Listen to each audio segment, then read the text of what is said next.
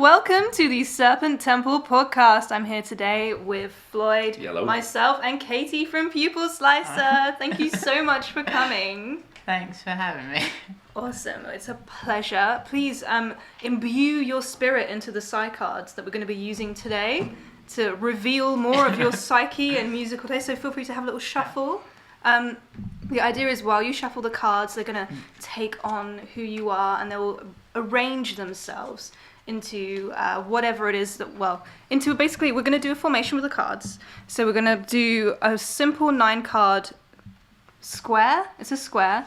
I forgot my polygons there. So it's going to be a square. We'll do a diamond if we have time. So basically everything on this row is going to be more immediate. So this is going to be like you're the inquirer, the center card is where you're at right now.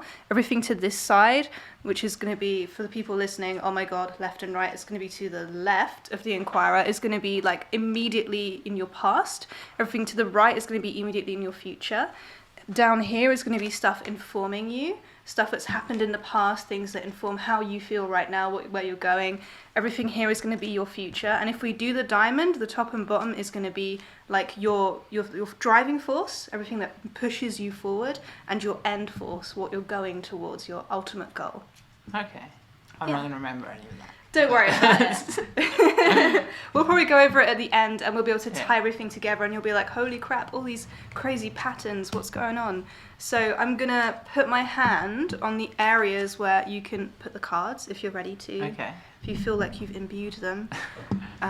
So put one card on top of the inquirer and put them face down. We don't want to see what they are yet, so feel free to put one there. Place this card in the fence. It face is down. done. We can put one here. My turn.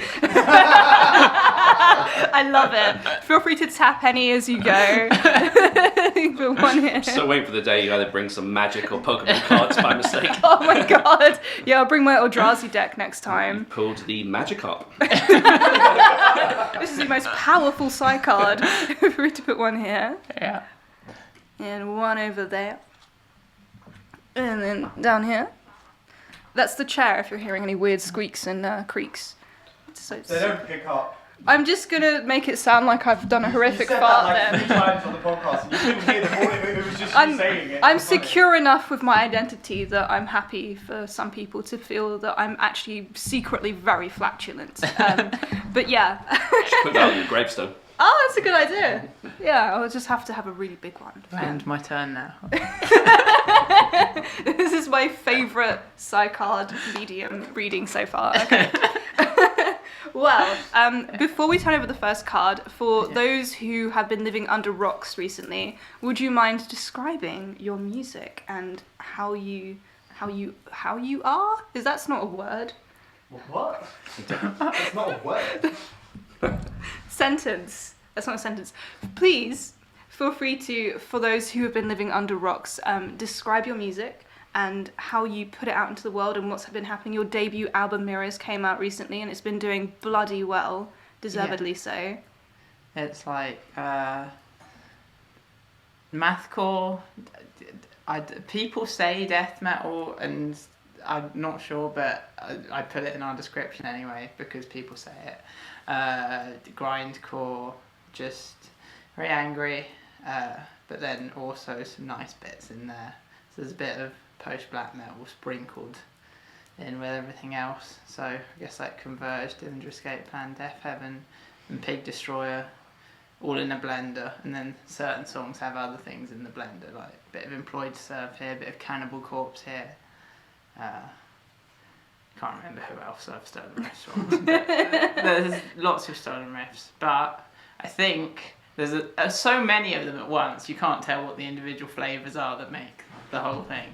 Well, you can, but it's its own thing. I think is what the general feedback's been. It's been pretty crazy. Like we've been on like 7 Trillion podcast, and like I went to Tesco's with the others the other week, and I like first practice for ages, and I like picked up Metal Hammer in there, and I'm like, we're in this, and then we took a picture in Tesco's with the magazine we picked up in Tesco's. So that was fun. Yeah, and we've been like on Radio 1, which is like the UK's. I don't know if this podcast has many international listeners, but that's like a big radio station in the UK. And yeah, it's been pretty crazy. And I'm like, this is just what I write at home in pyjamas and like have fun doing. It's weird that people care this much. We didn't expect to get signed, or we thought we'd have like a little DIY label, do like some CDs or something. But no, we got like this first pressing with 1,000 records sold out like pretty much by the time the album came out. And yeah, it's been pretty crazy. How's that been for you, like personally? Do you feel a lot of pressure? Because you must have gone from like having a certain level of expectations, and now you're going on like European tours, and you've got all these insane festival offers coming in. Well, none of that's announced yet. But we're really hoping to play a European tour next year and play lots of festivals. Yeah, that would be very cool. And We can cut that episode, sorry. I did not realise that hadn't been announced. Oh, we didn't say who we're touring with or anything or Yeah. it is. Yeah. So like we will be touring Europe next year. I don't think that's like something to be like, oh, that's the cat out the bag. Like we'll Serpent be touring. Temple exclusive. Yeah. Yeah, I don't know if there's more pressure. It's more pressure for the live shows in terms of like feedback with the music and stuff. I don't know. It's just it means more people. It means I can like write dumb shit on our Twitter and like people actually like respond to it and click like instead of just hurling it into the void. It makes it's all that social media fulfillment, which isn't good, but. It's weird. It makes like networking with other bands easy. I like just end up chatting to people. Like you talked to Black Sheep Wool before. I've talked to them on Twitter a couple times just from like chatting back and forth. I chat like Genghis Tron were talking to us the other day, and because we're like the top selling mathcore things at the moment. It's like us, Genghis Tron, For Your Health, and I can't remember what the fourth one was. Maybe Black Sheep Wool or something. But yeah, I posted that, and then Genghis Tron were like, oh, that's cool. And then I was like, oh, I really like you. And like, yeah, we heard your album, it's cool. And I'm like, cool, I'm talking to Genghis Tron now. So it's pretty crazy how like everyone sort of knows everyone and getting to be part of that. Although I still feel like I still get upset when I see memes like making fun of local bands and stuff, because I still see us as a local band and all these things being like, no one wants to hear your local band pay for this or whatever. And I'm just like, I feel like that's directed at me. I don't know. It's weird, I think. But yeah, I'm just gonna keep making music the same. Like me and Josh have a good thing going back and forth with the music, and we're trying to get Luke more involved in future with writing his own bass parts, because it was more sort of just embellishing it a bit on the first album. I'd written a lot of it, but yeah, it's cool.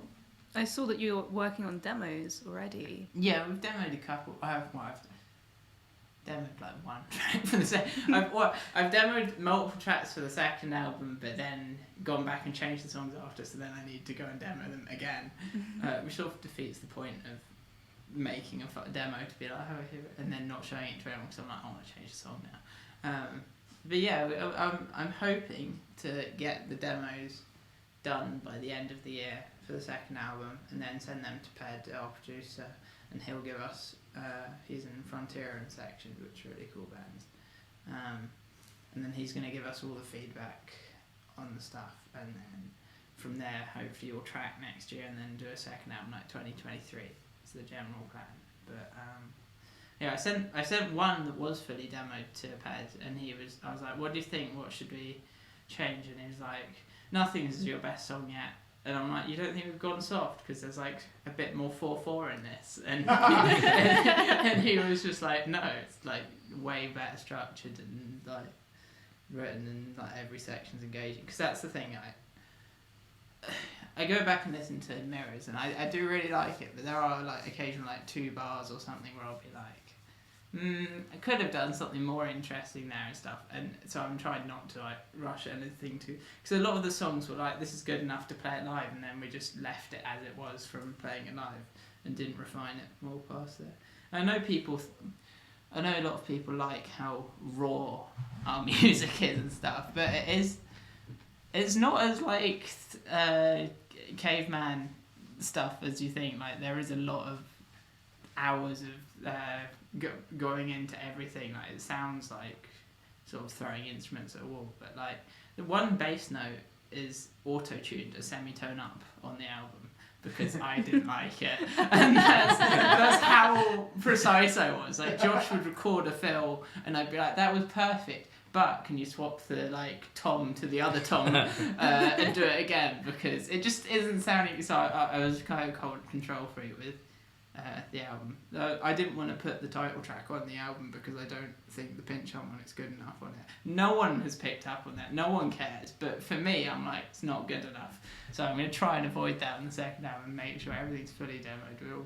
Because some of the stuff, like, there were a couple drum parts, Josh was like, oh, I'll figure that bit out in the studio, which was we both was a bad idea, because then I'm trying to explain it. I can't explain it well. Josh is getting angry with me, and everyone's unhappy. But we're gonna try.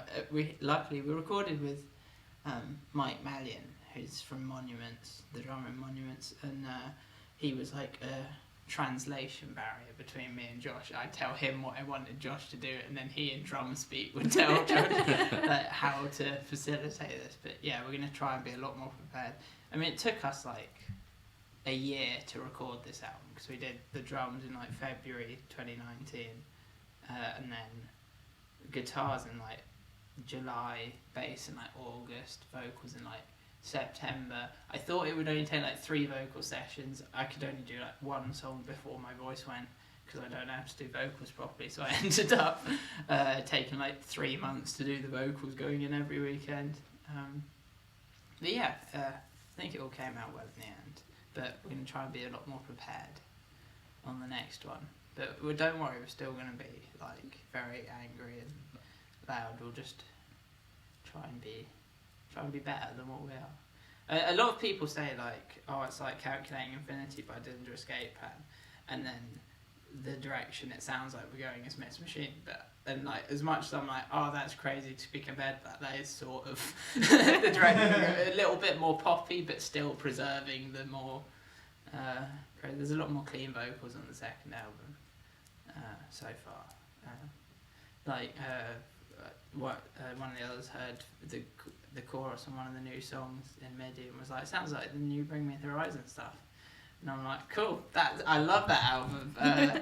I don't know how much our fans are going to like it, but, you know, I hope they will. Like, I know a lot of people like the same. I think it's we've sort of gotten past the point in music where you're only allowed to like one sort of thing. It used to be like, oh, you can only like the pure, like, basement grind, and if they do anything outside of that, it's not real music. Whereas I think there's always like this scene of it's getting better with, you know, you can put a nicer song on there, like bands like Converge and Code Orange and Dillinger Escape Plan have never been bands that, and they're our biggest influences. Those are bands that don't just do the same thing on every album, on every song. You end up like having a 7-minute post-metal track at the end of your album of hardcore bangers, and everyone loves it. And like Dillinger, they put like 9 Inch Nails instrumental, like, electronic tunes on there, and it's amazing. So yeah, we're trying to approach music with like just writing whatever we think sounds cool. There's been no back and forth since this started. It's just me ranting. That's good. That's why we invited you. We want to hear what you've got to say. It's cool. Don't worry. It's crazy that you mentioned Dillinger Escape Plan, because like Miss Machine, like that was the first album Greg was on. Yeah. Like, yeah, and like the song Unretrified, like that was on like a wrestling game, and when the title Dillinger Escape Plan came up, because because I know Dillinger from Calculating Infinity. I was like, what? Like, but it's so cool, and it's like you're absolutely right. Like they've always been a band that's not been scared to diversify. Set Fire to Sleeping Giants is a banger as well on Yeah. the same album. That album's just got some, but then it's also got like some of their weirdest songs, like Perfect Design. It's still sort of too weird for me. I'm just like, this sounds like guitars playing at different tempos in different keys. I don't get. So they you know. It's a good album, and I think that all of their albums have been good. That Mike Patton EP was so good as well. Oh, that's mad, yeah. Yeah. What collaboration? Do you want to turn over the first card? Okay, it's the middle one. The middle one, yes. Let's give it some energy. Hell yeah. The Liar. Everything I said. I hate Converge. I hate those. It's a joke. The new album is entirely pop. We're not doing any metal. It's gonna be like K-pop extravaganza, right? K-pop. K-pop. K-pop. Oh my god. Here we go. So I'm going to read the entry for The Liar. Okay. It's the 29th card. Don't worry, this is kind of a performer's card. I think a lot of musicians tend to pull this, so you're good, don't worry. The jester comes forward onto the stage, balancing on one foot, and his expression can appear sly. A dropped purse lies at his feet whilst he holds aloft his replica and a mask. The card stands for deception and the possibility you are being deceived or deceiving yourself. It symbolises falsity, disguise, cheating, malice, and those occasions when one has to wear a mask to the world for whatever reason. It's interesting. I guess I can see that fitting in with like music stuff. I think in the music it comes across like, I don't know, I feel like I come across more confident than I am, and then in real life I'm like quite timid and shy with everything, and like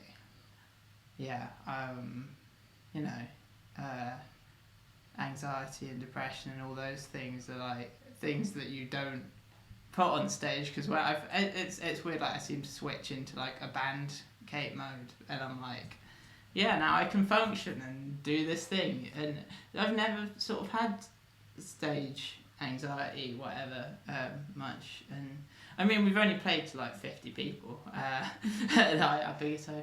I guess the most I had was when we opened for Frontiera, and like there were people from like I think like Tesseract and Employed to Serve in the audience, and we were like, this is weird, this night, and we were just playing our little tunes, and yeah, I just did like a shot and then went and played. But I've stopped drinking at gigs because the music's now too technical to do that and play and sing at the same time.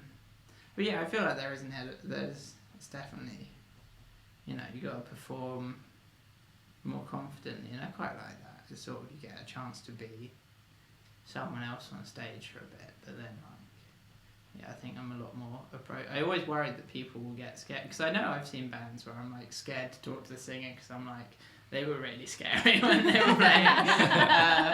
And then you talk to them and they're like the nicest person ever, and they're like really quiet and whatever. And I think, yeah, so when I do sort of, it's become a joke with the bandmates that like they always make like do impressions of like we'll play songs, be really loud and angry, and then I'm always like, hi, thanks for coming. Merch at the back. This one's called Save the Dream, Kill Your Friends. And then we're just like, we go really hard.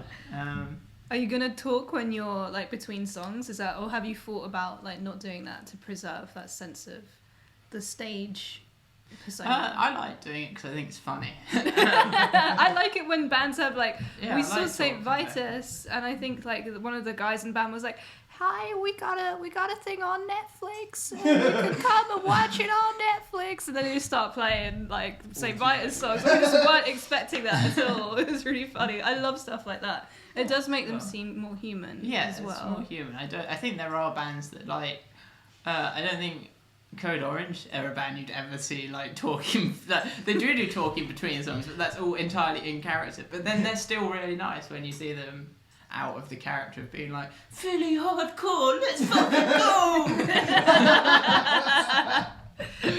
Yeah. Whereas, I'm not staying. Like, I could just scream the titles of songs or something. But, yeah. No, I like it. It's fun. I like it when you're at a death metal show and they say the name of the song, but you don't know what they're saying. I So love this one clip of Black Dahlia Murder where he's like, Death Mask Divine! We go into it. It's so good. It's such a banger. But like they put, there's so much theatrics with that. It's great. But then like Trevor's such a cool guy. He's said he likes us once. Awesome. that is cool. That guy is like a sage when it comes to like extreme music as well. He does that column for Metal Injection, like the Obituarist, and he's always like digging up the coolest, most obscure like extreme metal. We've had him, and then we've had Blake from Pig Destroyer reviewing us for like Decibel. So I'm like, that's really cool. Yeah, he was waxing lyrical about how awesome you guys are on the Damnation podcast. Yeah, I'm like, I love Pig Destroyer. They're like half the riffs on the album are me going, I want to do a riff like this Pig Destroyer, and then I do it, and I think that comes across. But yeah, I feel like that's going to be the first festival that probably is okay to go through. I mean, I find it so weird that Download's been announced, like this new Download, 10,000 people in a field in like 3 weeks, and I'm like, are you sure about that, mate? Yeah, I can't We're see it. we're still at like 4,000 new cases a day, and like deaths are still in the double digits. I don't think now is the time, and they don't even have to be vaccinated to go. It's just like, really, you get tested if you have it before, but you can have a test before and then not developed like it to come up on test yet if you got it recently. Oh So god, I think that's gonna be a disaster, but I hope not. I hope people enjoy it. The lineup's so sick though. It's got like yeah. I've not seen the Download lineup actually. There's got a lot of bands. I can't remember. I think like Harriet and pull that shit up. The Download Pilot thing, I think it's called. Harriet are really cool. Have you heard Harriet? I have not. They've just started putting out stuff, and Deb, who I'm friends with, she used to be in Dead Hands, and they're just like HM2 super heavy and like Nails sort of stuff, Nice. but they're doing their own thing with it. It's like Nails but with a bit of electronics and stuff and a bit more progressive, and they're really cool. Yeah. We will check them out. Yeah. How do you spell it? Is it HERRIET? HERIOT. Ah. I think that word means something. I looked it up once, but I can't remember. It sounds That's like Hebrew. chariot with the C off of it. Yeah. Yeah? No, Sounds like but a with an type E of in it. wine. Yeah. Chariot has an A. Cheerio. A nice succulent glass of Cheerio. It's like Cheerio wine. Cheerio. Cheerios. The Nouveau Riche will be drinking that this summer when they have their Dogecoin money. Do you want to tell me? I don't have any Dogecoin holdings. You know what? I almost bought some as a joke like 10 years ago. And it would have been worth it I as would a have joke. been so rich. Yeah. God damn it. These cards would be made of Which gold. one's that? This one? Yeah. Friendship inverted. Friendship. Oh, they've got ways up, haven't they? Yes. I mean, it could be that the deck is upside down and the liar's inverted, but we won't know until the other cards have been. So I'm going to read Friendship for you. It's number 11. Again, a very musician-y card. You are indeed nice. making lots of new friends at the moment with all these badass bands. That's good. So I'll read the description. It's a bunch of people sitting at a table. That's not in the description, I'm just describing the card. That's the full description of the card. That's it, done. bunch of people at a table. Wow, that's so real. I know, right? I've sat at a table before. I'm sitting at one right now. Tables! Anyway, I like how this is like low-key communist, because it's like, 3 comrades are seen drinking in a tavern with a hint of a fourth about to join them. Wines, Cheerios, and spirits in barrels in the background, and an exotic bird. The atmosphere is cheerful and the beer is flowing. This card shows that aspect of life that centers around friends, comradeship, and sociability. It stands for parties and togetherness. Yeah, I'm in a band. There you go. Wow, it's so real. Done. Yeah, I mean, the friends. I don't have a lot of friends outside the band really. I have a lot of online friends. Never had a lot of friends growing up and stuff, but yeah, I've got my bandmates. Then I've got like my ex-bandmate, he's good friends, and then I've got a couple of people I've met at gigs, which are good friends. But yeah, it's all sort of tied to music. I don't think I'd have any friends without the music scene being there. So it's been good. It's good having like that interaction there. Yeah, friends are cool. They are, aren't they? Yeah, you're my friends now. Oh, that makes me so happy. You know, I've always had a similar thing. I've always found it really hard to make friends. I've always been like super obsessive about stuff. So when I was growing up, I was like, hey, do you like Magic the Gathering or Pokemon? And they'd be like, what? And that would be it. Like, I'd be like, oh, I don't know what to do now. So I'm just going to go find someone who likes those things. So I know what to say. Yeah. But like, I get that with music. It's helps with music. So then you've got something to talk about. Yeah. No, I've made a friend. I remember I made a friend the second time I saw Death Heaven. I think I was just like, oh, have you seen them before? I used to go to gigs a lot on my own before I knew anyone. So I'd go to gigs and then I'd just say to the person next to me, I'd be like, oh, have you seen this band before? And then talk about the band and then start and that's the only place I've like managed to start a conversation with someone. That's how we met. I was gonna say, when we played with Old Blood, we were sitting like our whole band on one table, and the guitarist of Old Blood walked over to our table, and we'd never met him or heard of them before, and he went, I heard you guys play Warhammer. I didn't know that. Yeah. That was the first thing Joey said to us, and I just love those guys. They're so lovely. Well, like, yeah, that's really. I mean, I would go to gigs and hope someone would talk to me, but a lot of time people didn't, because I think I look kind of like intimidating, even though I'm fucking shitting myself whenever because I'd always go alone too, because I didn't have that many friends. But yeah, like through doing that, I've made loads of friends, and I'm so happy that like you can just talk to any person who likes metal, and there's always going to be something you can talk about. Yeah. And that's just beautiful. I like that. Yeah. I think my thing always was, I think people always thought I was like a plant at gigs. I grew up in like southeast London, and everybody was into like dubstep and like grime and stuff. So like I'd go to a gig with grey tracksuits, and I think people would be thinking, this guy's probably like a narc, looking to see if anyone's smoking a spliff or something. But yeah, no, I think this, I used to love going to gigs alone though, because I think it's just something so, because like when you go with a group of people, like it's sometimes harder to immerse yourself in the music, and I like going there for the sole purpose of just experiencing the music. There was a day I used to try and talk to bands a lot when I went to gigs. I'd just like try and talk to them after the set, and you can't really do that with a group, and you're like with friends. So I think I made a lot of. I think that's how I like got to know people from Employed to Serve. It was just like going on my own to their gigs and everything like that was sick, and then just chatting. I used to chat to Sammy a lot, and then Ped from.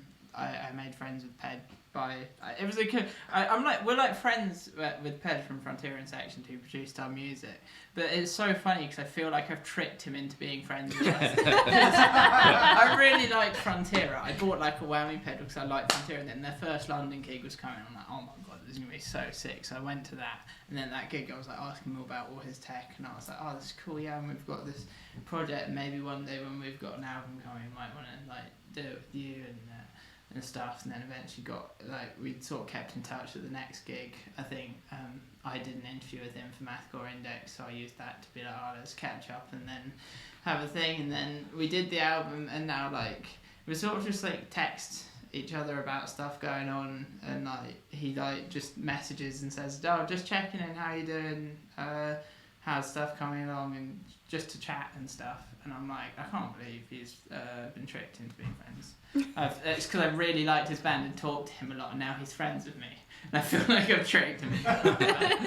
I guess that's how you make friends. You talk to people a lot, even if they're like somebody you look up to. So yeah. Well, I think it's always going to be two-way street. They obviously want to be friends with you too, right? But it is sometimes like. Sometimes I think a lot of people have like an imposter. Another thing, I was in imposter syndrome, so I'll attach that. Another way we cheated it is that the second time they played London, they did a poll on the Facebook page for the event saying who should we get to open for it, and we got all our friends who weren't going to come to the gig to vote for us. We had like 40 votes for us, nice. And then like 10 for Renounced, which would actually be a good fit, whereas we were like kind of shit then. But they got us to play, and we only brought like like 3 people. I love we that. faked our way onto the show because we really wanted to play with them. It's worth it though for like you guys alone. You must have had such a blast. We had a Like good time. that's sick. I like that. Well, I mean, that was what was coming before now, like immediately before, and I mean, all those things have come together to work really well for you for this album. Yeah. So should we find out what's coming immediately after? What's the future? The scales. I still don't know which way around this deck is. I don't know if it's inverted or not. So that's interesting. Wasn't it based on what this one was? That one's the other. That one's that way up. The one under. Maybe it is. I think it depends mostly on which way round the cards are on that. So chaos. Chaos reigns. The cards have been inverted once more. Have they been reverted? I don't know. Now we'll just have to guess. Chaos reigns. All right, so this is the 24th card. A pair of scales with fruit hanging from an ancient twisted fruit tree. The symbol stands for justice, moderation, prudence, and a sense of balance in our affairs. It represents common sense and a harmony with the world of nature. So I'm going to have common sense in future. Or That's maybe good. you won't. Or maybe, but mean, I'd like to think so. I mean, we're going to prepare more for our second album. So, yeah. It's like balance as well, isn't It's it? Balance, measuring, judgment, growth of the Balance fruit. has been restored to the universe now that our album has come out. People Indeed. like Mathcore again. Indeed, you've tipped the scales in your Yeah. favour. Dillinger escape plan left, but now we're here. You have arrived. Not my idea. Other people have said that first. I'm honoured people to say we're filling their Pupil shoes. Slicer 2021. Yeah. That's funny though, because like me and Shem were literally saying one of the first ones we were talking about how big Mathcore was in like the early 2000s. Yeah. And then it just kind of like disappeared for a bit, and then you had like the more like third wave metalcore bands becoming the prominent bands, and then deathcore came, and then so I'm glad it's making a comeback because it's just always Where's been. the botch reunion? That's what I'm Yeah. If you guys toured with Botch, that would be Botch so doesn't cool. exist anymore. Well, you know, if we got them back together. Becky, our publicist, she says she asks them to do it for Roadburn every year, and they're like, No way. Oh, but maybe they're like her favourite band. they are amazing. Them and Caden are like her favourites. It's like the guitarist won't do it. Right? I think Vellerin's up for it. It's one of them. Yeah, I think Brian Cook's up for it, the bassist. And, Yeah. and like, Because he plays in... I think Ben Collis, he's in Russian Circles. That's it. And then the guitarist is in These Arms Are Snakes and Minus the Bear. Minus the Bear broke up, and when that happened, I was like, oh, please. Yeah. And I think Ben Collis from Converge said he'd play drums for it happily. So I bet he plays drums for everyone all the time. So Well, he just likes playing drums. do you want to go to the next card, or do you want to deliberate on the scales? I don't have anything else. All right. So, I can't think of anything. I love it. well, sometimes the first ones are like really quick, and then you get like really deep into the later ones. But we've got the diamond coming. Let's do this one here. Let's give it some power. Oh, I flipped it when I was rotating. Is that bad?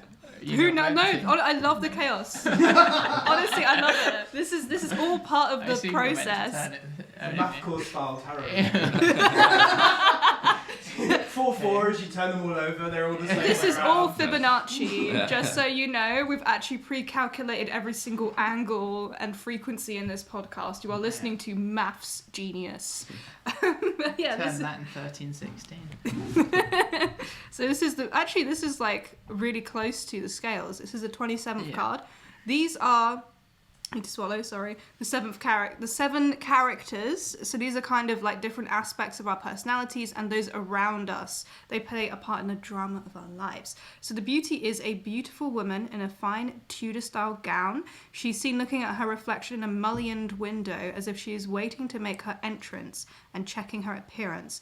The character stands for the element of passion and romantic love. For men, it can mean a love affair of the sort that inspires great art. For women, it can point to a flowering of the awareness of her sexuality. This has been written like 20 years ago, so like... or the presence of a rival in love. The card can have implications of danger, and one aspect of the face of beauty can be a demanding whore. I get that bit. Why is that in this book? This is so 80s. Like, That's what our next album is going to be called. that would actually be a pretty sick What does name. inverted mean? That one's the right way up then, or it depends. But what does inverted do? I think it can just mean like more of the opposite of what it says. So it's like the reverse. Not very demanding, not whore. Like easygoing, low maintenance. I guess. Easy. I don't know. I don't know which way around it is. So I guess don't the know what scales you mean. inverted would be chaos, wouldn't it? Ah, so yeah, it could be. What would friendship inverted mean? Everyone hates me. I don't have any Be friends. solitary, I guess. No, it could just I mean don't have any friends, introversion. yeah. It could just be that. And See, I think the fact that that card is facing that way means that anything the other way around is the inverted one. let's Yeah. do that. Yeah. Let's go with that. And the beauty doesn't necessarily mean vanity. It could just be someone in your life is, you know, that kind of figure to you, or there is like an archetypal sense of concern with appearance, which I think is definitely something in a band you've got to think about sometimes. So Yeah. it can be difficult. I mean, I was worried because of being trans in a band that like. I'm waiting for all the comments on our music videos to say like, why is this dude dressed as a girl and stuff? But we haven't had anyone doing that. We've had like one comment on like lamb goat or something. Oh, that's lamb goat. But it's Fuck it, lamb goat. Fuck lamb goat. Jesus. I forgot they exist until you, Yeah, lamb goat's great though because they go and say like, I could record my next bowel movement and call it pupil toucher and it would be better than this. That was Oh my God! It was great. There you go. But yeah, I'm always worried about that stuff. But thankfully we haven't really had anything like that. And when I said about that on Trans Day of Visibility, I was like, yeah, this album's just about trans stuff pretty much lyrically. Everyone was really supportive, so that was good.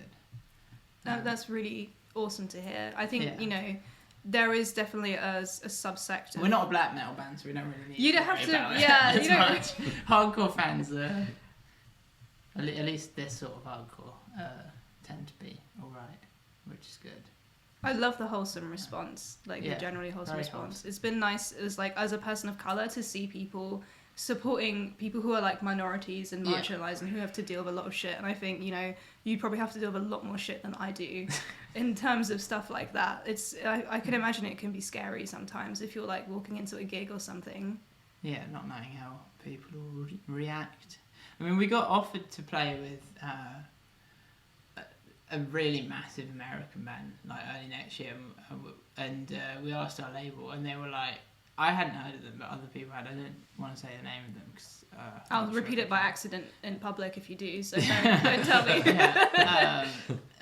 But they're like, I hadn't heard of them, but I looked them up, and they've got like millions of views on all their songs, and so I'm like, oh damn, this would be like a really big US tour. It's like a 4-week tour or something. But I asked our label, and they're like, yeah, they're like a red state rock band, and they're like singer owns a gun store. I'm not sure if their fans are going to be super into it, and I'm like, yeah, I don't want to get shot after a gig, so okay, maybe not. Damn. But yeah, we gotta be careful with who we hang out with. But I think everyone in the scene is cool. I mean, we didn't really want to play with a random red state rock band anyway. It's only just because they're famous. We're like, maybe, and then we're like, oh no. But yeah. Yeah, I mean, respect for actually saying stuff like that. It's not like easy to just put that stuff out there a lot of the Yeah. time. So thank you for sharing that with us. I didn't appreciate put it. stuff out about me being trans until after the album came out and people already liked it, and then I was like, haha, tricked you all into listening to music created by a minority. And, This is the and friendship you all thing. bought vinyl that's got the trans flag on it.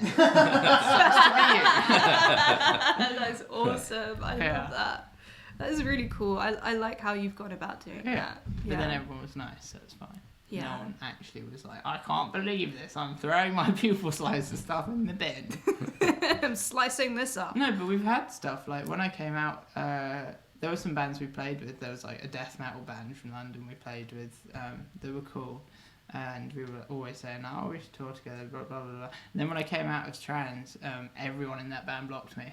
Oh. And I'm like, damn, okay, maybe not then. What the fuck? Okay, I guess. How could you have a problem with someone, like, just not even... just being a human being? I'm more surprised they got everyone in, whoever it is, got everyone in the band to block me. But the singers are always posting like pro-Trump and anti-vax stuff and stuff, so they're like completely off the deep end. So I guess it makes sense that they were like, no. And I probably would have blocked them anyway. I've got a filter on the Pupil Slicer. There's like a thing that bans like turf accounts and stuff or things, and it's like the Pupil Slicer account has like 200,000 people blocked. There's only been one thing of someone saying, "Why am I blocked?" and then I look through their profile. I'm like, "Oh, sorry, I've got like a filter on. Must have been an accident."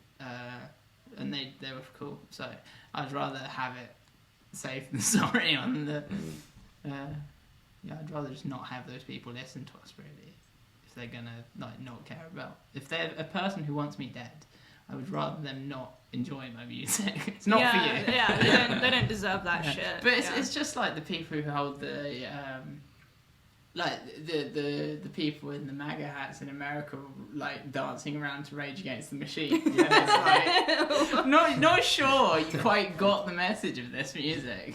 It's quite funny.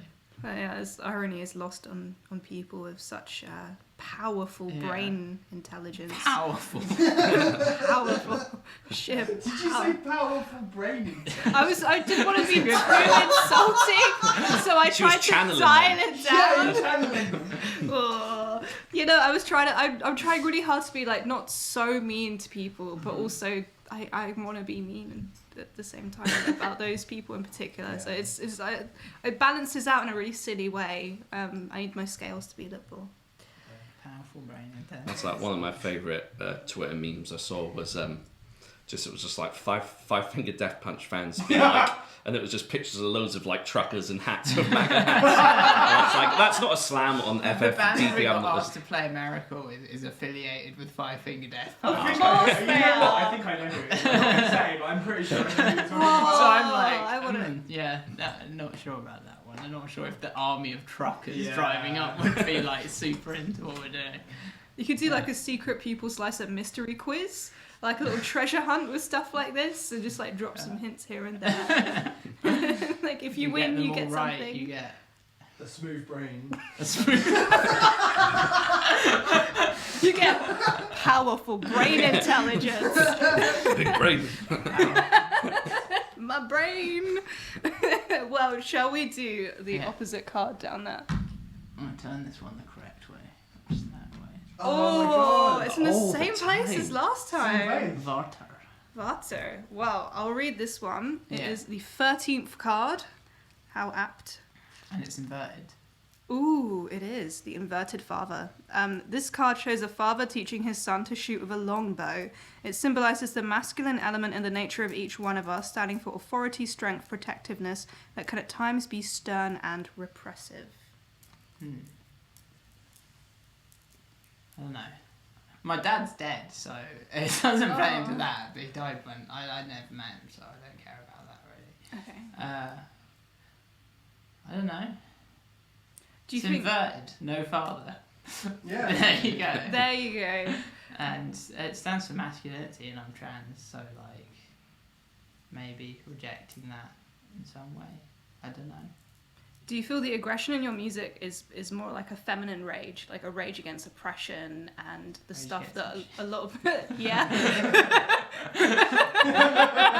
Damn. Is a rage against oppression an inherently feminine rage?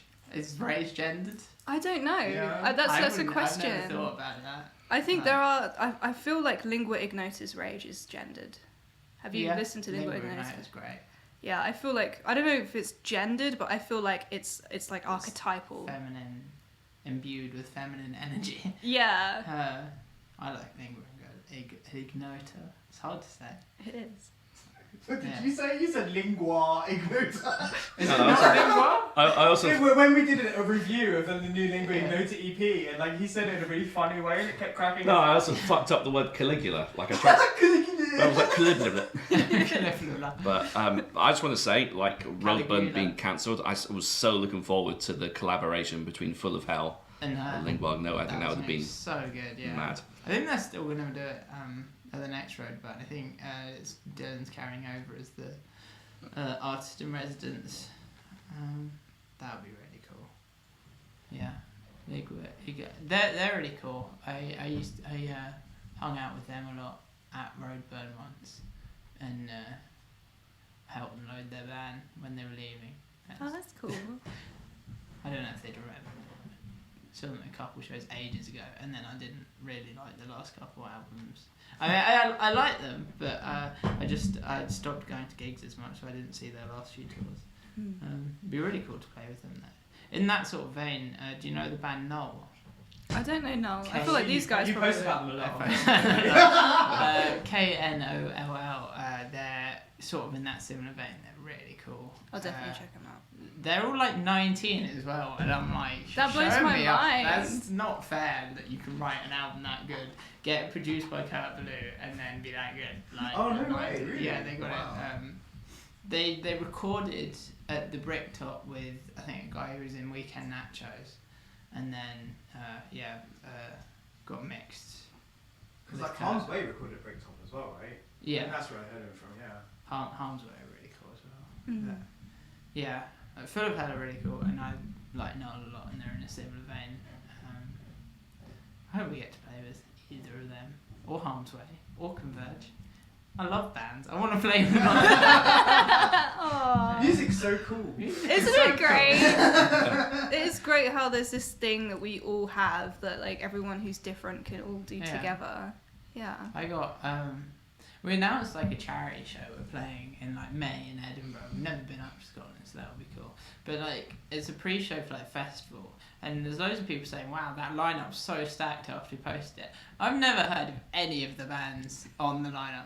I think Church of Cosmic Skull. Raging Speedhorn. Yeah. Yeah, I've never heard of any of them. Church of the Cosmic Skull are really cool. Okay. I looked up Raging Speedhorn, and they sounded exactly how I expected. They do, like, yeah. I guess like Kios, but more rocky, more punky. They've been around for a long time. Yeah, they were super big in the early 2000s. Yeah, all their kind of famous songs seem to be like 2007 and something, like earlier. They were a Kerrang band. When Kerrang switched to like Kerrang TV, they were like running their videos all the time. Yeah. They supported Sabbath. Kerrang doesn't like us for some reason. Really? There's a stretch. So like, they didn't want to give us any coverage before our album came out because they said they don't like doing stuff for new bands anymore. Or at the moment. So I was like, okay, cool. And then I think Daniel Carter put us in an article because he liked us because he put us on Radio 1 and he had a thing on Kerrang. He put like a bands you need to listen to and we were in that. Nice. And then the album came out and they gave us a 3 out of 5 and they were like, yes, alright, be cool to see what they do next. Which isn't even negative, but I'm just like, everyone else was giving us 8 to 10s out of 10s, so come on Kerrang. Everyone else was putting pictures of us in the magazine and you just did a little review on your website. I'm not salty about it at all. Well, it doesn't seem to have hurt you at all. No. We've had enough publicity everywhere else. I can't believe some of the reviews where like this album's like a 10 out of 10. I'm like, okay, calm down a bit. I was expecting like 6s and 7s, but on Rate Your Music when it came out for like the first week, we were like the 6th highest rated album of the year. Nice. We've since dropped down to like 50th. We were also, when it came out in the first week, it was like the 23rd highest rated Mathcore album of all time. Wow. It's like, we're above loads of things unreal. we shouldn't be, like That's Converge so albums weird. and Dillinger albums. That's So mad. it's now shifted back into the natural place. I think we're below all Dillinger albums, but then we're above like some Carbon albums, and I'm like, that's Whoa. I love Carbon. Carbon is so sick. We might maybe do something with them one day, but who knows? Who knows? But that's like 2023, and that's if we're on cycle then, so it's so vague and like if, Oh my if it goodness. happens. But we've got a thing in pencil on a scrap of toilet paper. That's how firm it is. But that'd be really cool if we have an album for then, and then they come over. We've got a conditional thing of maybe you can do that, maybe. That would be really fucking cool. I'd definitely be there. I really want to play. They are super I've been heavy way too live. scared to play with them live because I'm like, they're so much more technical than us and so much better at playing their instruments. It's not fair.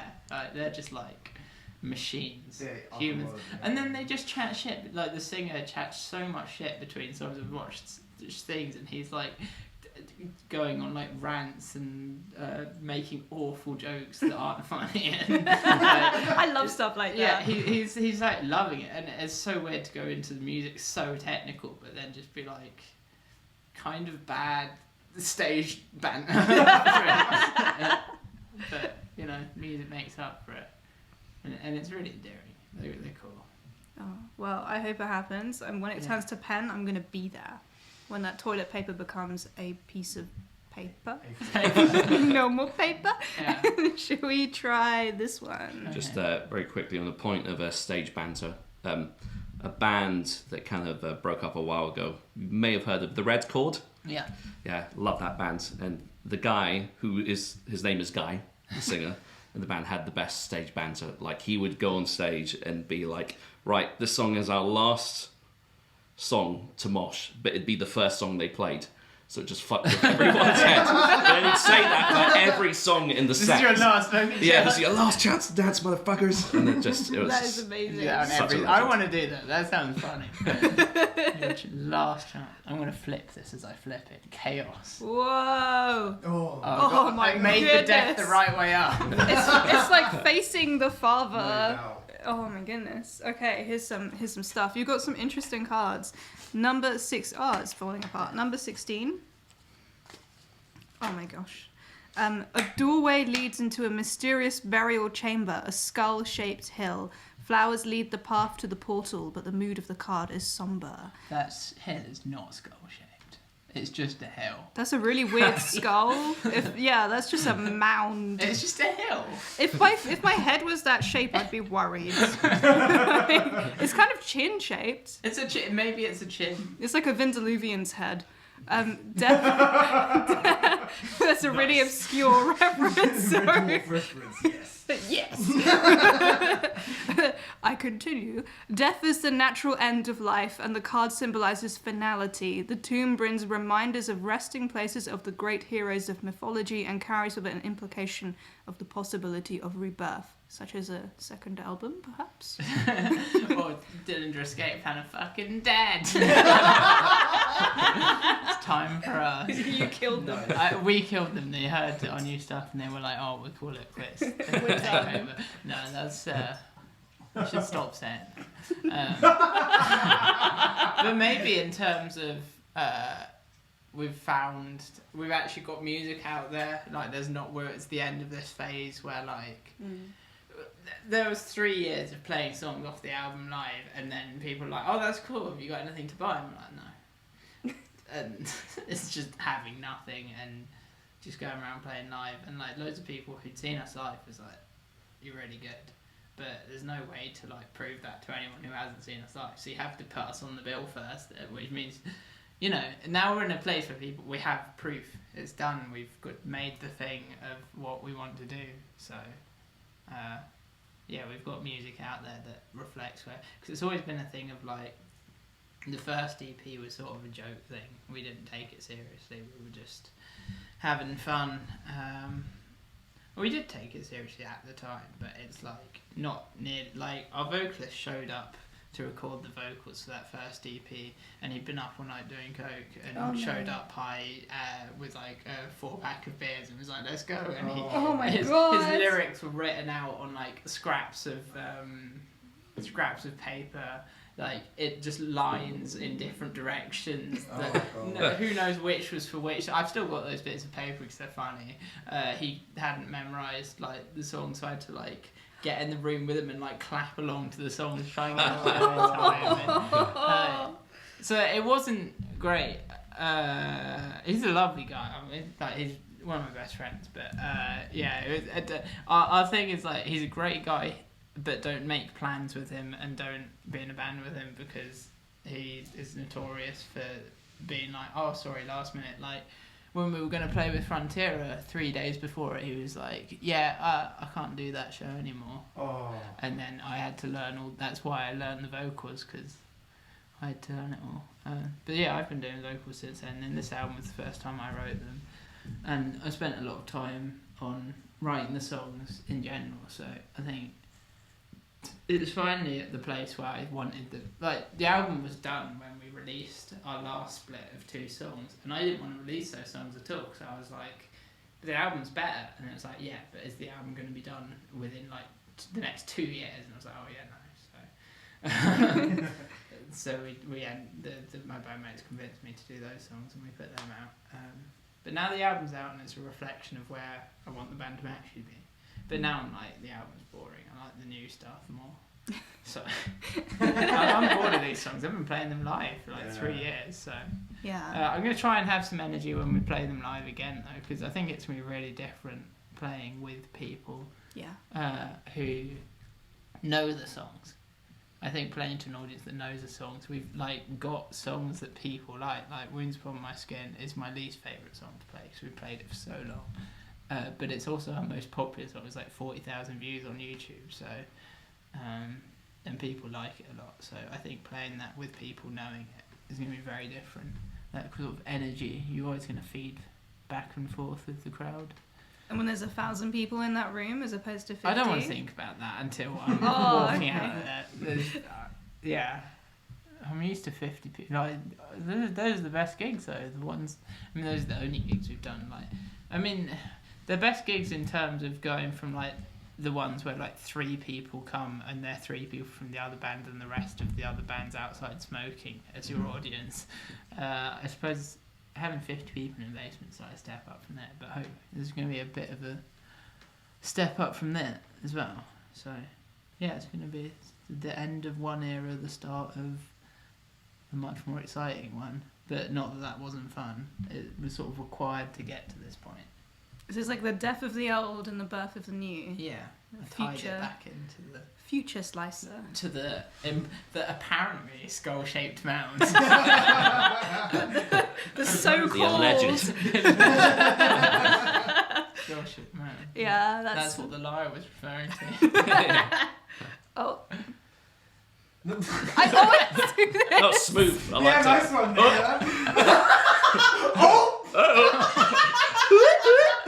Cool, that was a fluid transition. That was great. I'm not used to it yet. I'm still This new. is like episode 30 or something. Yeah, but like I have no excuse. I'm sorry. I'm shit. I don't think we should try and make it so professional. I think it's funny when like. No, I'm just saying. So we're back in the room. Thank you for continuing to listen. We talked about Warhammer a lot. Well, me and Shem. talked about Warhammer, and these two were like, "Oh my god, kill me." No, I love hearing about it. I'm too new. I'm too fresh with Warhammer to like understand half of it. I'm just like, I recognized a word. And then you guys, you're both just so excited, and it makes me happy to watch you. So, if you guys want, we can talk about Warhammer on the podcast. Just really. We could do. We'll just do that. We could do like a bonus Warhammer bit at the end. We should have recorded all that. Like, I suppose we spent like an hour and a half talking about stuff. Like, yeah. You know what? Actually, before if you meet me at a show, you can talk to me about Warhammer. Oh yeah, no, that's cool. Yeah, we'll be friends after this. We can just chat. 100%. I was looking into the camera, but you two. Oh, sorry. I thought you were looking at me. I was like, yeah, okay. awkward. that was like the equivalent of when someone waves at you at a street and you. You're just like in line with the camera. Yeah, I guess I am. Yeah. Oh well, yeah. But you know what? Before you need your own mic. You need a lapel mic. I'm not really supposed to talk, but because you were talking about Warhammer, I got so excited. Yeah. You're like a camera orc that's like not supposed to talk. Oh, it rhymes! Sorry. Camera orc. We'll get you a fancy Latin name and some big shoulder pads. And we can copyright it. Yeah, it's copyright Shem. He's ours now. We own his copyright. I was actually gonna, before doing the Psycards, I wanted to do a podcast, but I was actually thinking of doing like a Warhammer or Magic the Gathering podcast, do like Warhammer games and Magic games with musicians, but there's like 5 people that would have. There's more. You've just got to find them. It's hard. It's because you don't talk about it in public. You Right. don't say, go on the band account and say, unless you're Discordance access for some reason. They post. Really? Yeah, No they way. post like Necromunda games and whatever. Like, that's all they do awesome. on their page anymore. And I'm like, damn, okay, cool. Like, you've been inactive for like 15 years and now you just post Warhammer on your band page. But that's I kind of like sick. that. Yeah. I hope in like 50 years' time, all our like band pages are just going to be us like playing like Warhammer and. Well, we were inspired because Acacia Strain posted that they'd been sent loads of free Magic the Gathering. Yeah. Because they have a song called Doomblade. And then me and Nina were like, oh, we're going to have a song named after a Magic card. So that's why we've got a song called Krenko's Command. That was the first song we wrote. Actually, I wrote it as a joke because we had a Magic the Gathering game. It was like the first thing we did socially. And I had like this really shit deck. It was so, like, half the cards were not sleeved. And they were all like upside down. I had like an illegal number of lands. Well, inverted. Yeah, and I didn't know how to. So I'd just been playing like super casual, like kitchen table Magic. So Shem's here with like his tournament deck. Yeah. He's like, he cast a counter spell. I was like, what the fuck is a counter spell? And then like I had like my best card was like this shitty goblin called Krenko's Command. He's not shit, Krenko. I love Krenko, but the actual card was like not it wasn't Right. like a competitive deck. You just trounced me and were very polite about it. Apart from when you were like, what the fuck is this? When you saw my He's deck. like, why are you tapping your fucking lands? It was a true meeting of autism. Yeah, we had a funny thing at like the first gig I put on, I think, in London. I did one at the Black Heart years ago, and we all got there first. So me and all my bandmates at the time, we got out the Magic decks and we were just sitting in the Black Heart before anyone was there playing Magic. And then like the other bands we booked came walking in. We were like, hi, and then we're just like going back playing Magic. And then we did like the coolest bands. We've done that so many times, yeah. And we went to like this like really exclusive secret music festival and took our commander decks and like spent most of the I festival don't even doing have that. a Magic deck. I don't trash it. I just play it when like someone gives me a deck to play with. So yeah, but it's cool. It's fun. Yeah, we're gonna start like a London scene magic club once the pandemic is over. That thing going on. You know the thing. Yeah, Global. this is world stuff, powerful brain, intelligence. But yeah, we were gonna start like a. That is a true Stuart Lee moment there. Sorry, we're gonna do like some kind of London magic club. So yourself, anyone who's interested may join. Cool. So we'll do that. But shall we go to the next card? Yeah, which one is it? It's gonna be the one in that corner over there. Is it like that's the past and that's the future? So this is like go into the future, and then I can't read. This Okay. way is like going We've not to been the relating past. it that way, really. at We all. can. Usually it's like at the end. Oh, What's that? the beast. The Beast. The It's beast. got a dragon on there. Yeah, it's a very cool card. What number is that? It's number 33. 33. That is a number. There's a lot of cards. There are loads of cards. How many cards are there? Let me tell you. 52 is a deck. This might be a bit different. This is actually only 40. Okay. So this one's like slightly different to a normal tarot deck. It's like a more apparently Jungian approach. So there's like some cards been taken out and then more archetypal cards have been put in. Okay. So it's a bit different. But I shall read you the beast. A dragon bars the path, fearful and malevolent. The characteristics of the dragon represent the challenge of facing up to evil. It stands for confrontation with the powerful dark forces of our unconscious mind, also for the bad temper and spiteful side of our natures or that of others. And it's inverted. Oh, so you're really super chill. Yeah, yes. Yeah. I like dragons as well, so I just want to pet him. They are so cool. He's a cute dragon. Have you found that like there have been like roadblocks then, or like no roadblocks to you kind of actualizing your musical self or growing Yeah, up the path? it's been so weird. Like I sent the album to, so we finished the album and we put all our own money in. It was like $3,500 to get it all done, and we were like, damn, this is sick. So we just wanted to make it sick as we could for fun. And then so we were like, we're gonna spend a week And this first week we'll just send it out to like things that will never say yes, but it'll be funny. So like Metal Blaze, Relapse, Prosthetic and stuff, and then then after that we'll go to like smaller ones, and then we'll go to like DIY labels and actually find someone who'll release it. Prosthetic replied in like an hour, and we're like, "This is amazing, I love it. Do you want to have a call?" And then we had a call, and then we signed in like a week. and then Becky did all the sick publicity, and then our single came out, and then like we started getting attention, and then we announced the album, and then like the day the album came out, we like put up pre-orders and stuff, and we'd sold like 100 copies on vinyl the day the pre-orders went up, and I was like, who is buying this? Who has heard of us? What's going on? And then it just kept getting more reviews, and people were like, this is the coolest thing ever. And I was like, what's going on? And now I'm here, and I'm like, what? People keep buying all our stuff. We keep like doing merch runs, and then they're all sold out. And yeah, so it's been pretty chill. There's not really been. Once we actually finished the album, the roads opened themselves. Yeah. So I don't know if we're just really lucky, or I think there's an element of luck and then an element of like writing music people like. Well, there's definitely. You gotta have both of them really, but I think even without luck, you can like. I think once you get a foot in the door, because it's so connected on the inside. Once you have a foot on the door with someone, one person knowing you, they'll tell their friends, and then you get. It all just spreads out from there. Like you just need to get noticed by like one thing that then opens all those doors. And I think Prosthetic have been that for us. It's been really good. I think that's really good advice to a lot of bands as well, because some people just make really the music you think's really good. Yeah. But don't care what anyone thinks. Just what you think's good, and then send it out there. And if it is, like people will notice. And if you get one person to notice, then you've got a foot in the door, and then. It all goes from there, I think.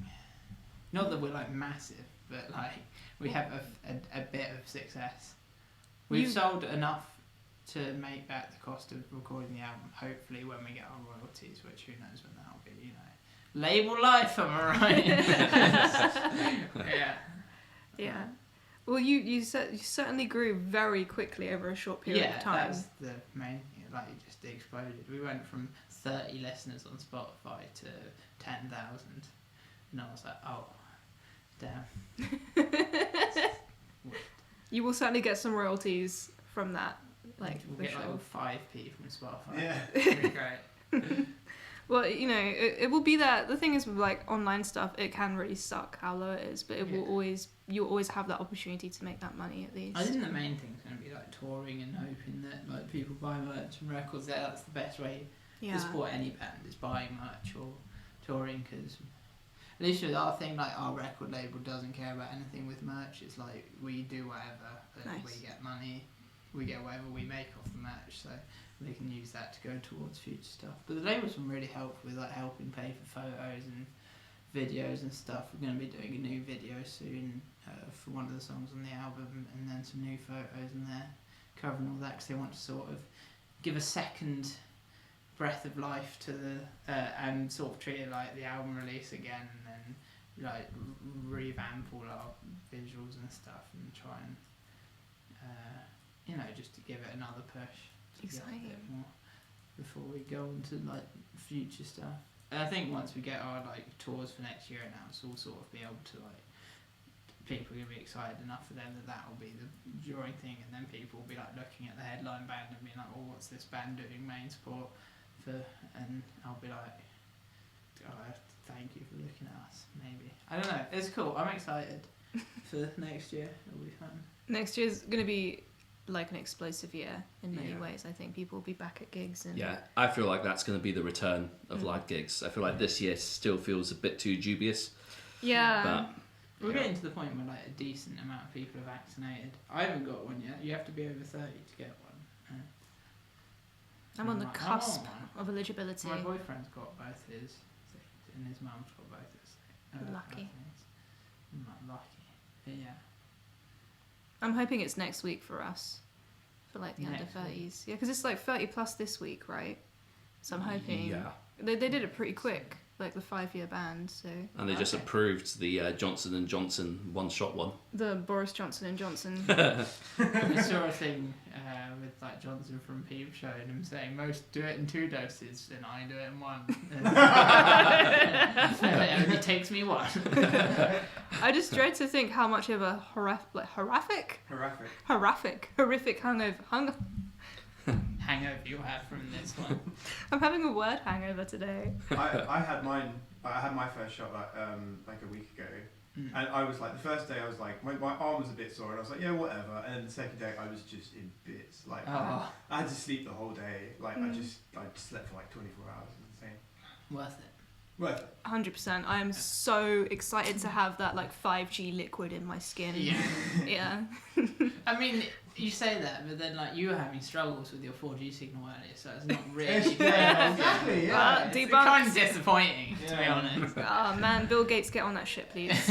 Just call him up and be like, "Where is my signal?" He's a bit preoccupied with his divorce at the moment. I think. To Bill Gates. If you like press like a particular vertebrae on your spine, you like activate dark mode. It's just like the world becomes more beautiful. But yeah, shall we try maybe that bottom card? So that's going to be like current. That's more past. So this is present, future, and the last line is past. What's these left and right then? These are kind of like relationships in my view. So like things that are like across from each other, like the father and the beauty. So it's like very masculine. Okay. That's very feminine, and then death and the beast. This is like finality, and that's stuff that's stopping you from moving forward. So like that's. Well, the beast is inverted, so it's not stopping, whereas this is finality. Yeah. So that's how I view it, is kind of like symmetrical relationships and things that like that have informed you, and then things that have resulted from your informing your present, and that's like what's coming at you. Yeah. So this one. This is going to be your like the center of your past in a way. The center of my past is the libido. The libido. Well. Nice. It's interesting because everything else is inverted except the libido there. So that is number 17. I did invert it when I flipped it though. Oh. But maybe that in itself was fine. Who knows? Yeah. It could be so complex. I shall read the card. Peacocks are seen flaunting themselves in luxuriant gardens where a snake creeps through the foliage. A fountain gushes up in the background and flowers blossom in beauty to the fore. Libido is the Latin word for pleasure and has been used by psychologists to describe the upsurge of energy that is channeled into the sexual drive, the arts, and other human activities. This card thus stands for freedom and particularly sexual pleasure. The snake can be seen as either the serpent in the Garden of Eden or as another joyous manifestation of the life force. This card also implies an awakening awareness of self and the psychic force of the Kundalini. Or maybe put a lot of energy into the album, and then it also came out as trans like however long ago, like 2.5 years ago. So there's an awakening, and then like, damn, it was hard to record vocals on the album. It was, I was like, cool, I will record over this weekend and do like 8 hours on each day. Whoa. And I thought that would be okay because I'd never recorded before. Oh my goodness. I got 3 hours into the session, my voice was gone. I was like, I can't do tomorrow, it'll have to be next week. And then each time I got like 2 hours in, did like a song and a half, and then it was just like, and I'm done. So yeah, that's how I had to approach doing the album. So it was a lot of energy. And the guitar parts, like some of the songs have like 15 guitar takes on them. I just split it up. It's not actually been played all the way through. It's too hard. I'd rather get the better performance. But then some songs are just like 2 takes throughout the whole thing. But yeah, I was very meticulous. It took a lot of energy to get there to the end of the album. I think this is like the metaphor of this is like the garden, and you've definitely done a lot of like crafting and pruning and like choosing where everything goes and putting everything in its rightful place and creating something that brings you pleasure. Yeah. And like, there's this idea of like sublimation where you take sort of sexual energy, which is like, oh, everything's about sex when you're a human, according to like the psychologists of the 20th century. So you know, I don't know how accurate that is, but this idea of sublimation is where you take that energy and you create art with it, and that's usually like really awesome high art. Relationship with your mother. and your father's mother, and like, you know, like that kind of thing.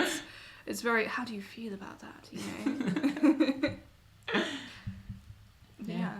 Yeah, I mean, and you've got the scaly beast next to the serpent of the garden. So the beast is kind of like in a very dark place, you know, and like you've not been held back by it, but it's kind of implied that it's there within everyone. It's kind of across the road from your masculine side, and then you've got the libido in the middle, which I guess is maybe the part of you where you've chosen what you want to put in your garden, and you've made it happen. Yeah. I like reptiles. I love I reptiles. want a pet snake. Or You've got reptiles? No, I want one. Oh, what would you get? Maybe like a little lizard, or I mean, like it'd be cool to have like a Komodo dragon. But that's way too much effort. You have to feed them so much and like give them a big area. So yeah, maybe like a little lizard or. I love geckos, snake. but they're Geckos are amphibians. so cute. Yeah, they've got little feet. I like the ones that I can't remember what they're called. Crested, maybe the ones that are like tiny and they look like they're always smiling. Yeah, And they're they the look ones like you they've got mean. like one brain cell bouncing around their head. They're just like grinning all the time and look like idiots, but they're so cute. I remember reading that scientists found out that the way they can climb up walls is because they have little hairs on their tiny, cute little weird fingers that can actually slide between individual molecules. That's it. On the atomic level, so that's how they can just like climb on glass and stuff like that. And they were trying to like make gloves and boots with that one, but I guess I haven't done it yet. So Yeah. Spider-Man's good. Tell you what else is really cute. I love axolotls. oh my So god, adorable. They're even more idiotic. Like I like the ones where they put some food in the tank, it just bumps off its head, and it doesn't do anything. Then like 2 seconds later, it's like, what was that? I love their little smiling faces. Yeah. I could just hear like the weird like piano You can music see in why their they're head. like pretty much extinct though. They're like they're not doing a great job. Do you see the one that just doesn't have eyes? Like they just stop bothering to have eyes. Oh yeah, the ones in like the really deep caverns. cave They're ones. just like, yeah, we're just gonna chill. I love that meme where it's just like, this creature has not seen light for 58 years. It's just like, yeah, it's the same. It's just very bedroom music energy. Do you want to go for... I think we should totally do the diamond, but shall we do this future center card? What's the future? Center of the future. Should I invert or not? I'm not going to. Ooh. Oh, money. So But we're going to be inverted. fucking broke. But it I was makes... expecting that. But As a musician, I think yeah, that might be... not It's on the horizon. I'll read it though, because you know, maybe it could be inverted money. inverted money. As the future. Don't invest in Bitcoin in the next. Don't invest in Bitcoin. No, do not do that. Okay, so I'll read the card. A ploughman guides a horse-drawn plough, cutting furrows in the field on a winter's day. In the foreground lie precious silver coins waiting to be discovered. This card stands for the need for money. It also gives the possibility that we may achieve material wealth, whether it is by our own labours, by good luck, investment, or by inheritance. There's bullshit that says it's the need for money and having money. Because then it's like, well, what? Which is it? Which is it? Yeah. You either like need the money, or is it like not needing money but not also having loads of it? So maybe make the my dream for the band is it becomes self-sustaining, so I can like keep doing it. We're not going to make money out of it, but it just funds itself enough to keep making the music and doing the tours and stuff. Because you know, if people give us money to come and play, we get to come and play, and they get to come and see us. I feel like everyone wins there. Yeah. It's like we'll keep making music as long as we keep getting supported, and then you get new music. So there you go. I mean, Buy yeah. a shirt, please. Please support your local and non-local bands. All bands are equal. All bands are equal. I don't know people making fun of local bands, although I know the ones they're talking about when they do. We all do, but I just take it personally and think, oh yeah, but I'm the local band that's kind of shit. Everyone's a local band when they start out, and I mean, you by definition you're local, unless you live in like Alaska.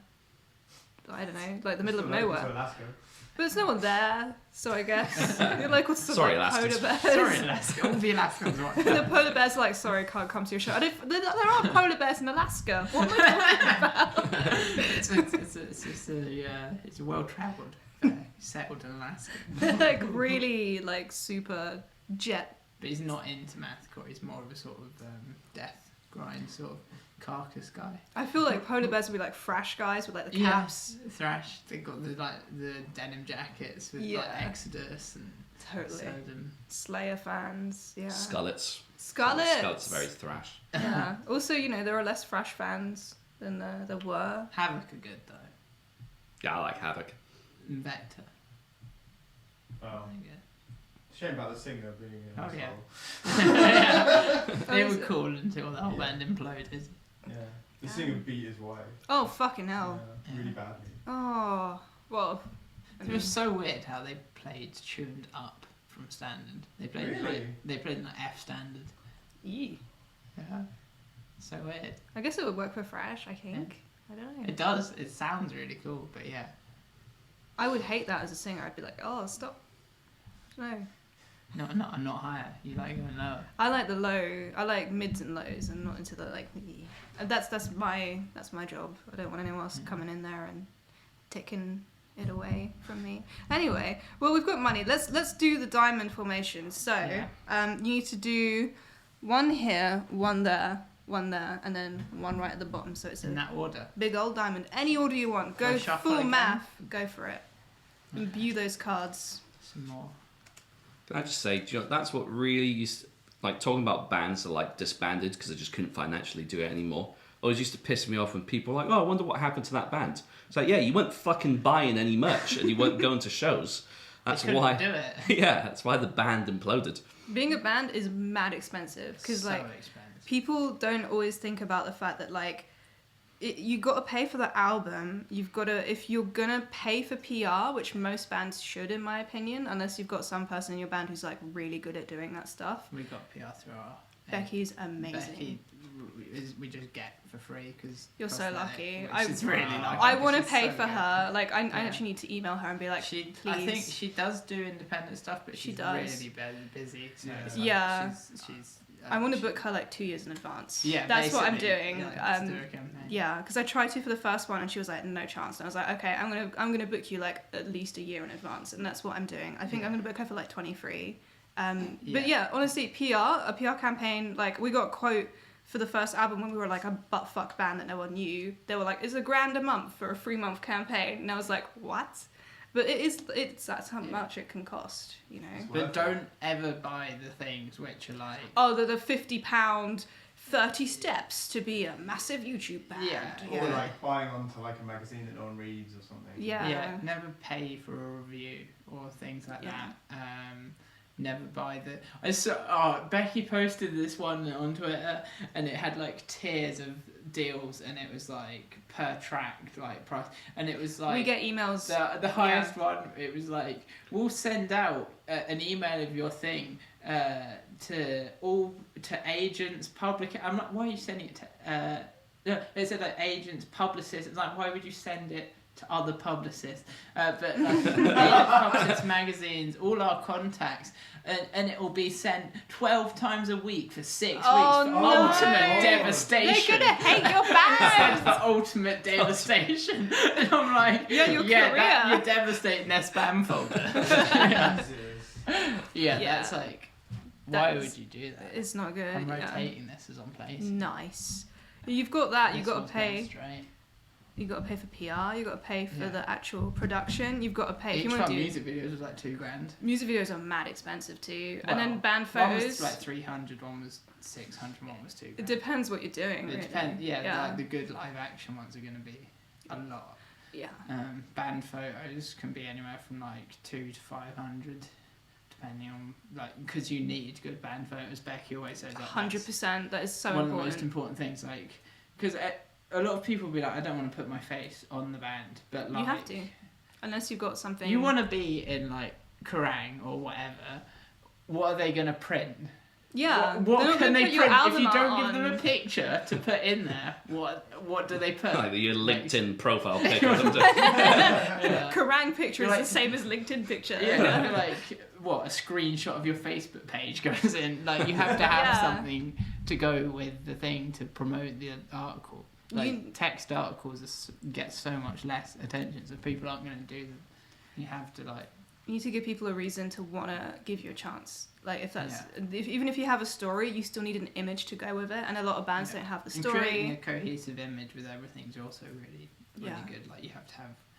If you can get some good photos that fit the aesthetic you're going for, you get a good photographer who will you'll be able to go and fight back and forth with the mood board and find something that's fitting what you're going for, and then it just sticks with people more if they can see something and attach it to everything else as part of what you're doing, and then that is the thing. And it humanizes your music as well. It humanises, Yeah, it's people like made this.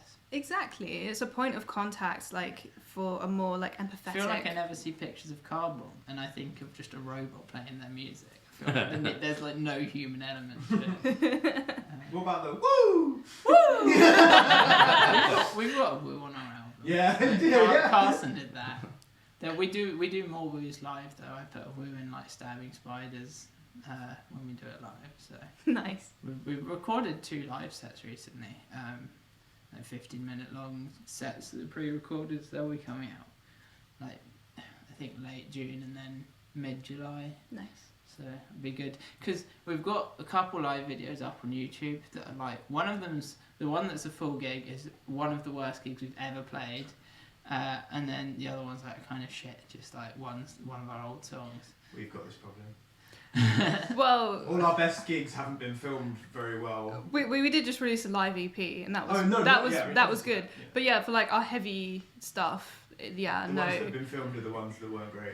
Yeah, I mean, there's a 10-second video where it just sounds amazing, but it's 10 seconds long. It's not on YouTube, so. Yeah, we've got the one full set on YouTube is my guitar strap breaks and then I can't fix it, and I'm sat in a stool for the whole set, and I'm kneeling on the ground because I can't hold my guitar up, and I just have no energy because I'm just really upset for the whole set, and just grumpy and shit. That happened to me at the beginning of a show. First live gig as a band, full band. The first song, I was so ready to go, so aggressive. So I'm gonna fucking do this. Fucking bought a brand new strap and it broke. 10 seconds into the first song. But it kept breaking in rehearsals. You bought a new strap, and then it broke. Yeah, Then the and it first was song. just same thing. I was so crestfallen for that whole gig, and then after that, I just. It was a tough gig. Yeah.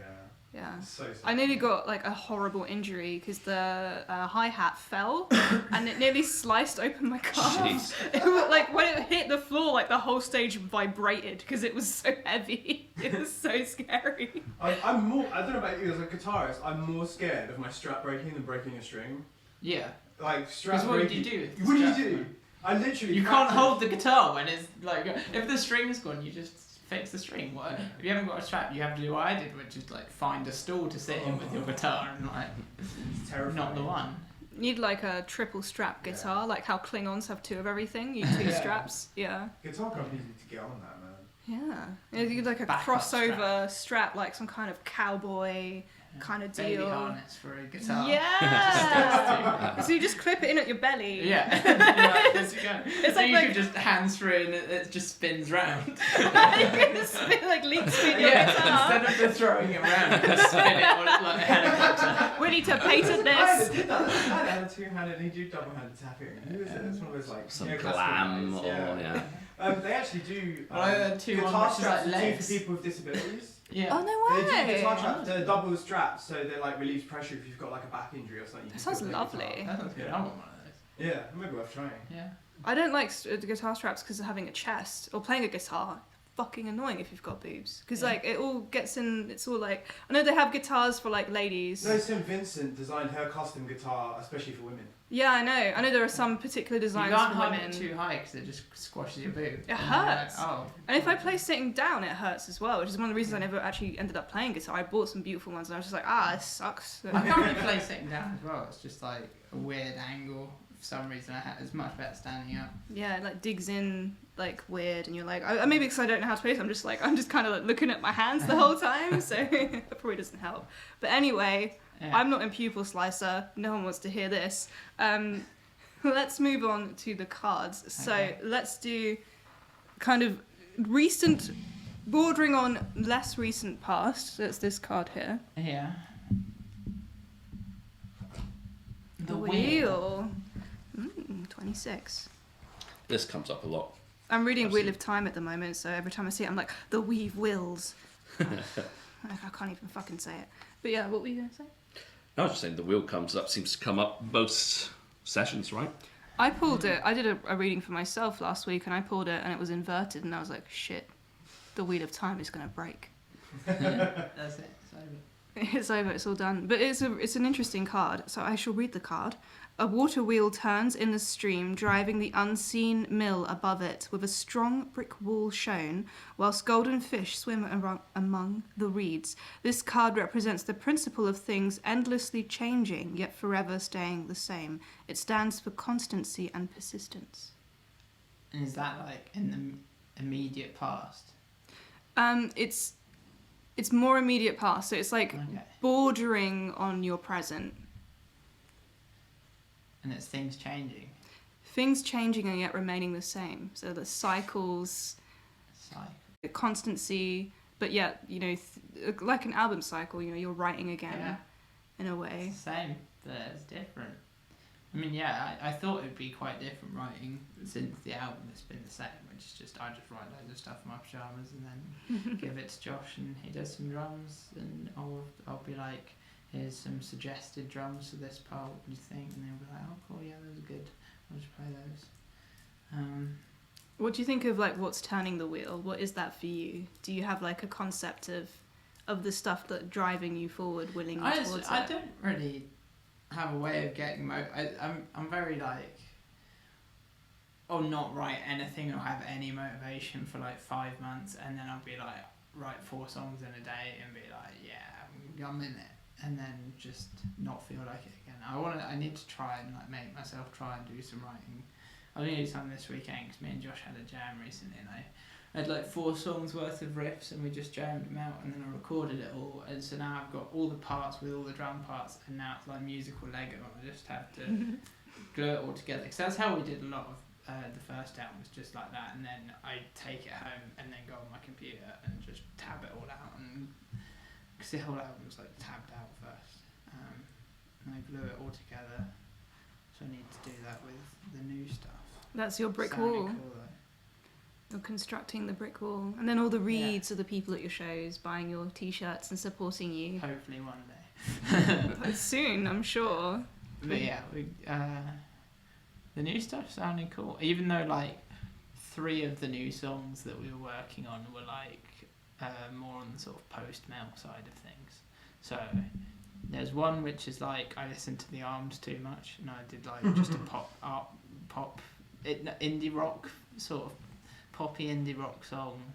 It's very upbeat and sort of like that last song on Deaf Heaven's New Bermuda, where it's like kind of doesn't work but like does.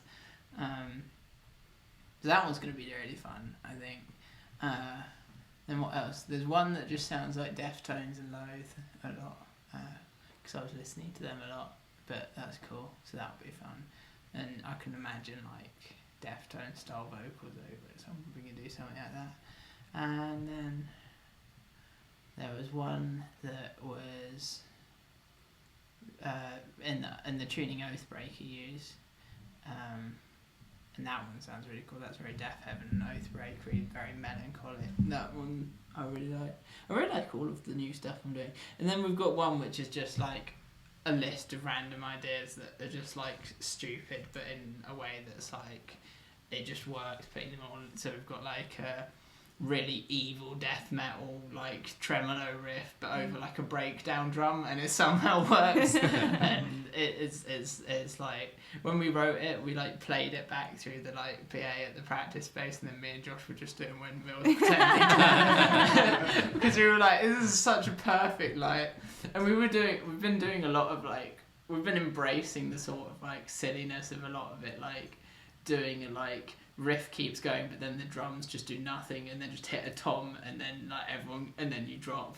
And we've also done a lot of like the riff is just being played on the bass, then you get a ding or like a bell, and then it all drops. And we're fitting a lot more like fun things like that in, because I think they're going to be really fun live. I think we've always approached music from the angle of how it's going to be live, though.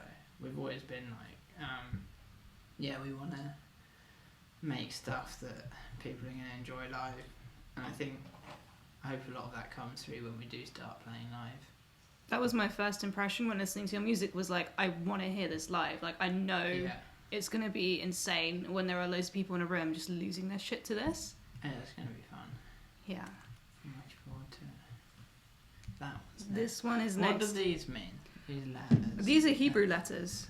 Oh, On the around the Baphomet. My Hebrew's very rusty. That's an L. That's an R.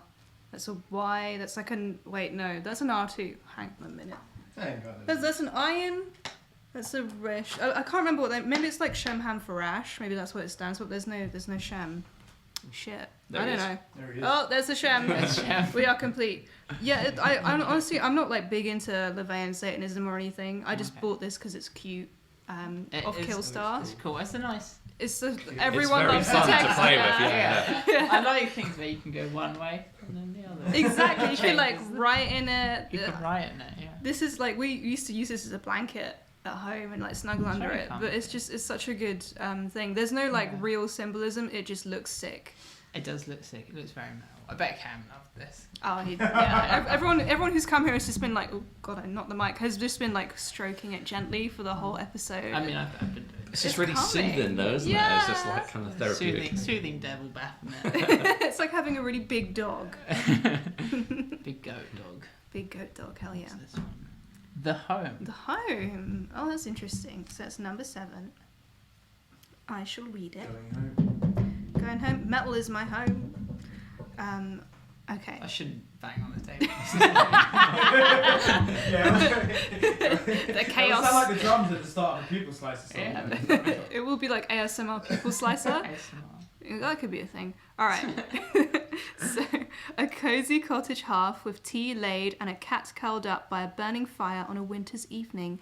This card draws us to our background and the security we all need from a warm, comforting environment. It represents the trusted, simple things in our lives which we sometimes undervalue.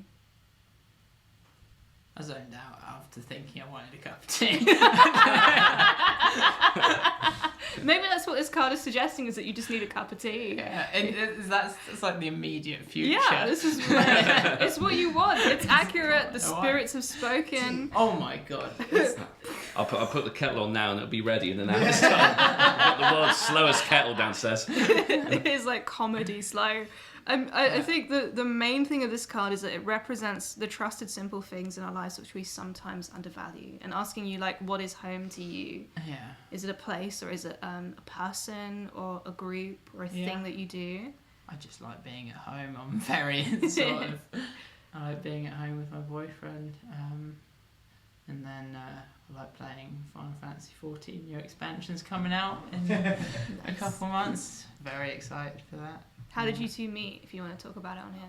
On the internet. Nice. We played video games together and stuff. That is wholesome. Yeah, we've been together. Even though I don't like the video games he likes, and he doesn't like the video games I like. But we have a mutual appreciation for games and movies and same sort of stuff, Warhammer and whatever. He's a Thousand Suns player. You and Shem are exchanging glowing looks. Which class are you on Final Fantasy 14? Many. Ah. I've got maxed. I've been playing mostly Machinist and Gunbreaker on Shadowbringers, but I've also got like an 80 Astrologer and Dragoon, Dark Knight, every Gathering class. I've just been going through getting them all up. I'm currently working on Summoner, which is fun. Have you played? My partner is obsessed with Final Fantasy 14. It's It's my funny most that we played pulled game. the home card. Yeah. She spends most of her time just building the house. Yeah, and decking out the house. I haven't got a house. I've not got enough gil. Every time they go up for sale, they all go. I've got like 5 million gil, and they go for like 6 or 7. And I'm like, I'm not paying all my money on a house because you have to log in often enough. Because if you don't log in for like 60 days, it deletes your house. Oh my god, Oh, that's That makes stressful. sense because you'll be like, okay, I just need to log in for a bit and Yeah. then just leave it, and then okay, now that makes sense. Now to me. you know. Yeah. You finally. Yeah. But yeah. that's Imagine if fine. that was real life. I was just thinking that. Literally, I'm just having like a break into a sweat. Just thinking about it. That's why I'm just like, I don't know. What if something comes up? And I That's can't so have a anxiety inducing. Yeah. Why would they do that? I don't know why they can't just put infinite plots of houses. It's like they have, because it's like a sort of, it's like a district, and the houses are actually houses in the district, and there's only a certain number of them.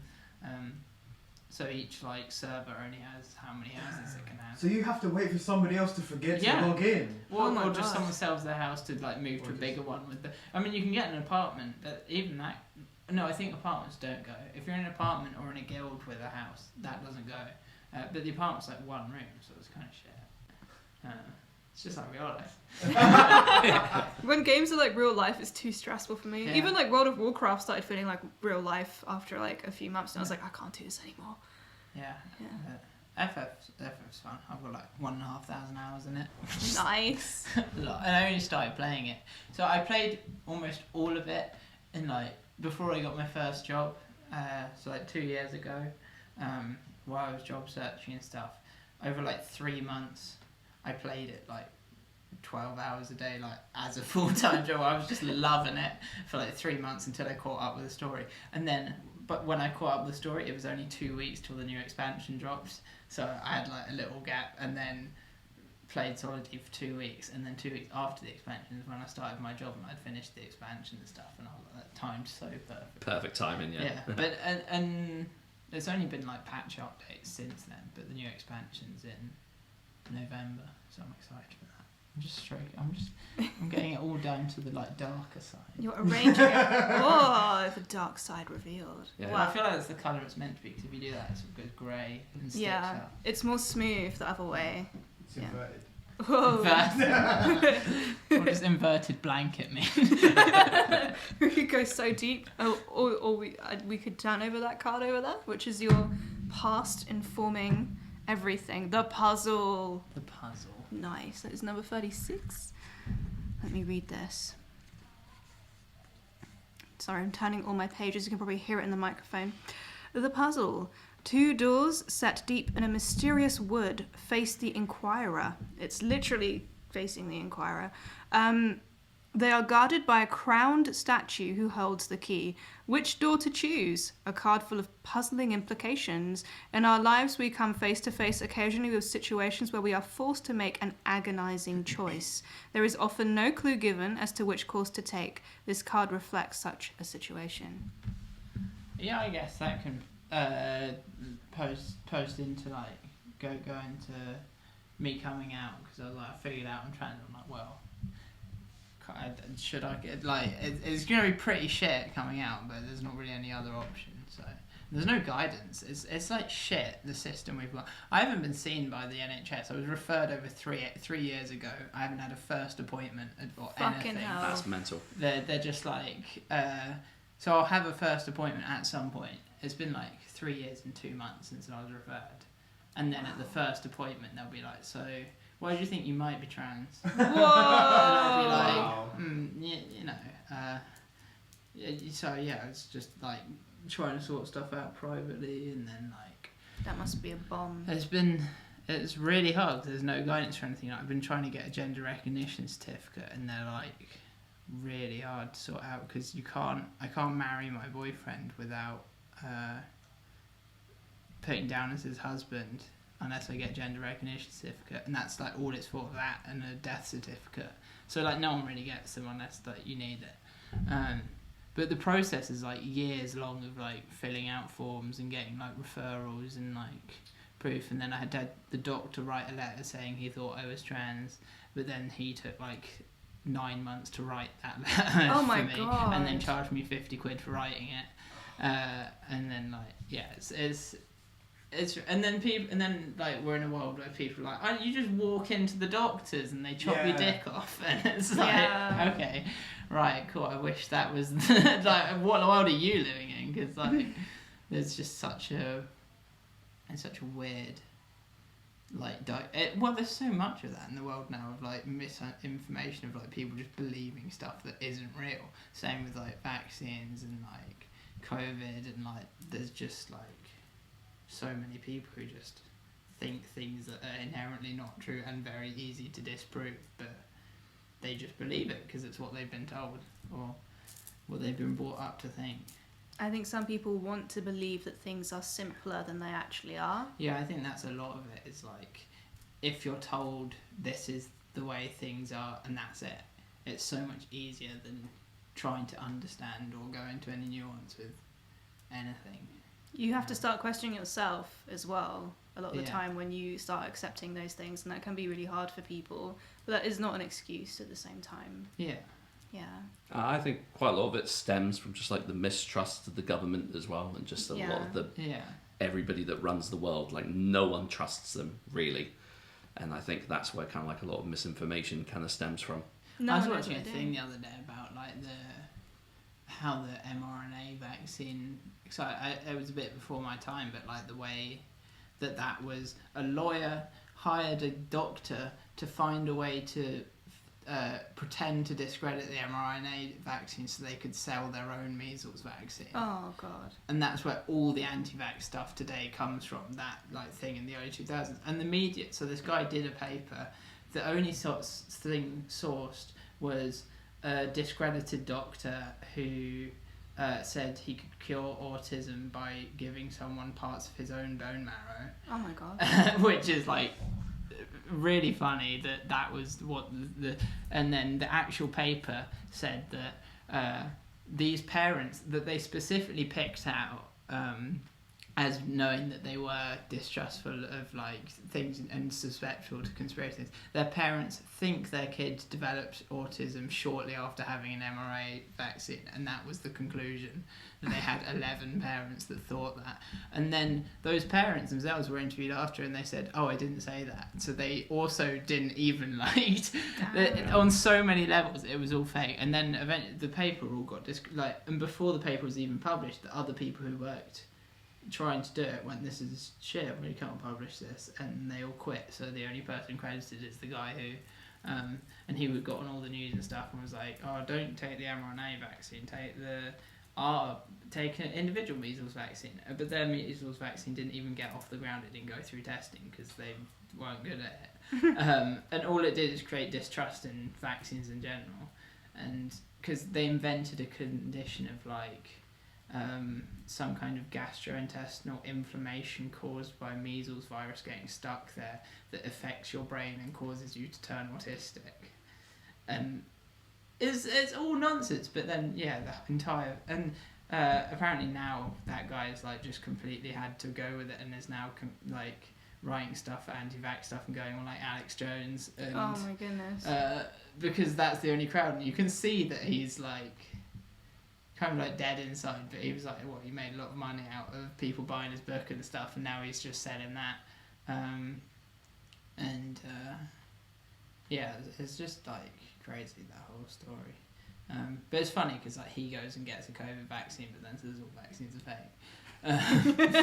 But like he's obviously not going to take those chances himself because he knows he's lying. But I just find that crazy that there's people who just will intentionally lie about things. There's like so much money to be made off just lying to people, and just point to the money. The money. Yeah. That's Sean Connery over there. That's why I've got an inverted money, because everyone else is out there like making shit up and saying, "Don't trust anything you read. Only trust what I say," and then buy my herbal supplement that contains soy after I've told you that soy makes you gay. Yeah. I mean, would it be so bad if everyone was gay and autistic? No, but surely that's something we should celebrate. But it's just the thing of like just lying about these things, and then also that inherently then you have to also reinforce the fact that being autistic or being gay or being trans or any of those things are bad things, because then you have to make it like, here's the bad boogeyman, what if this? Ooh, very scary. And it's like, so with the thing of being like, oh, kids might go ASD, even if they did, like, the narrative doesn't say this is what it'd be like. The narrative around autism, because I'm autistic, and the narrative around so many autistic things is like, oh, it's so terrible for the family, how can you cope with this autistic child, not like how to help this child flourish and stuff. And like Einstein was autistic, like Stephen Hawking is autistic, like so many musicians and artists, artists and like it's such a weird thing to then be like, your life is over and ruined if this. And it's not the case. I mean, I've been doing a lot of reading about autism and how it presents in people who are socialised to be female. Yeah. And it's really interesting because it's so different to how people kind of, all the science has been tailored towards like male experiences of autism. And it's like only just really coming out that maybe there is actually a 1-to-1 ratio of like, you know, female to male autism and how different it can be. So yeah, it's like, it's terrible how people just think, oh, your brain is different, therefore it's bad, but it's not. It's just different. It's just developmental, like, similar to like, I don't know, I can't be bothered to think of anything. We shouldn't have to do the work. Yeah. But it's cool, like, all people are people, you know? People are people. And, you know, everyone's capable of whatever. Sometimes the agonizing choice is just being a person, like the person that you want to be, without like having to fear people's reactions. But then if you hide, then someone's still gonna hate you. Someone's still gonna find, you know, I don't know. I'm I find it really weird choice. thinking like there's countries in the world that if I was like teleported there, I'd then just be killed. Yeah. But it is terrible. Cool. Yeah. Just for being me.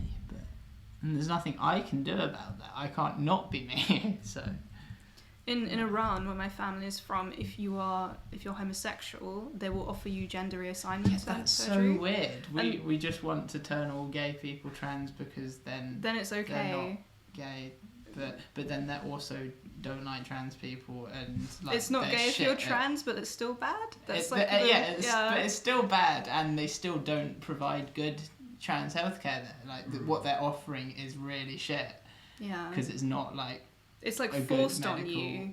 But it's also like not even good medical practice what they're doing. It's not like they're using the proper techniques to do those things. They're just like, here you go. There you go. Yeah, it's like a Dr. Nick Simpson situation. It's Dr. Nick.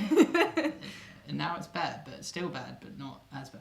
Hopefully the wheel will turn and things will change. But yeah, I know in India, I think they've recently recognised a third gender in certain places because there's like a religious precedent and it's only just been recently legally recognised. So that's like a thing that some people may find interesting. But shall we move? See what the last one is. Yeah. Stars. Oh, I like that. I've never seen that one before. That's really cool. 22. No. I read it as stairs. The stairs. Death, stairs, money. Stairs to this fucking building. Yeah. A lot of stairs. This actually is just saying you're going to have to walk down those stairs at some point. Alright, I will read the stars. Yeah. Well, literally. The patterns of the aspects of an astrological chart is imposed on a star-studded mystery of a night sky. The stars stand for an individual's deepest aspirations and inner goals, for the heights of intellectual and artistic achievements together with the external part of our nature. Also represented here is the astrological cycles that we pass through over and over again throughout our lives. Zoned out again. Do you want me to read it again? Yeah. Okay, alright. I won't read the bit where it's just describing the card. So it says, the stars stand for an individual's deepest aspirations and inner goals, for the heights of intellectual and artistic achievements together with the external part of our nature. Also represented here is the astrological cycles that we pass through over and over again throughout our lives. Yeah, I'm an artist. Yeah. But it means you're going to succeed. Well, hopefully. You've got the wheel, but the wheel's going to turn into the actual stars. Damn. That's real. You're going to tour with Carbon and Wow. Dillinger. Are gonna. Dillinger are gonna reunite. Yeah, For us. they're gonna do it. They're gonna do it. I'm saying it now. In Okay. 5 years' time, we're gonna look at this, and something's gonna happen. Yeah. Botch reunion. Botch reunion. Botch reunion. Botch Let's reunion. go. Pupil Slicer main support. Yeah. Now they're gonna be supporting people. It'll be Dillinger, Botch reunion, us. Damn right. The star-studded tour to I don't end all want to do tours. that because I want to play our set and then Watch get theirs. drunk and watch them. Not have to worry about it. You could headline by opening. Yeah, headline opener. Man, those last Dillinger shows looked absolutely. How was that? Really? How I went was to it? New York. It was really good. It was as good as it looked. Everyone was crying at the end of the last one. Aww. It was good. Well, they ended with Dissociation, the song, which is a banger. With like the string quartet on stage. doing it. Really? Yeah, it was really cool. I think I just really liked how they went out on their own terms. Like they Yeah. didn't wait for any conflicts to arise or just. Nah, I wish I was there. Yeah. It was so good. Well, I'm going to give you the option if you want of asking a question, because we've got some question cards too. We normally don't get to give people the opportunity to do that. So if you have Yeah. a question you want to ask, you can do that. And before, maybe we can try and connect the cards. So you've been informed by the puzzle. That's your past, the thing that kind of drove you forward, which I personally would interpret as perhaps your identity Yeah. and your expression, which I think is so linked with your art because it's so personal and so raw. You've got things that I think traditionally would be roadblocks, which are inverted. A lot of people do have issues with their fathers, whereas yours is not. The beast and the father are not in your way here. You've got your libido. You've been able to have this like wonderful relationship with your boyfriend, playing Final Fantasy and games together. And you're moving forward, and He hates hopefully, Final Fantasy 14. and hopefully you will get to a point where you can be recognized in your relationship in the way that you want to.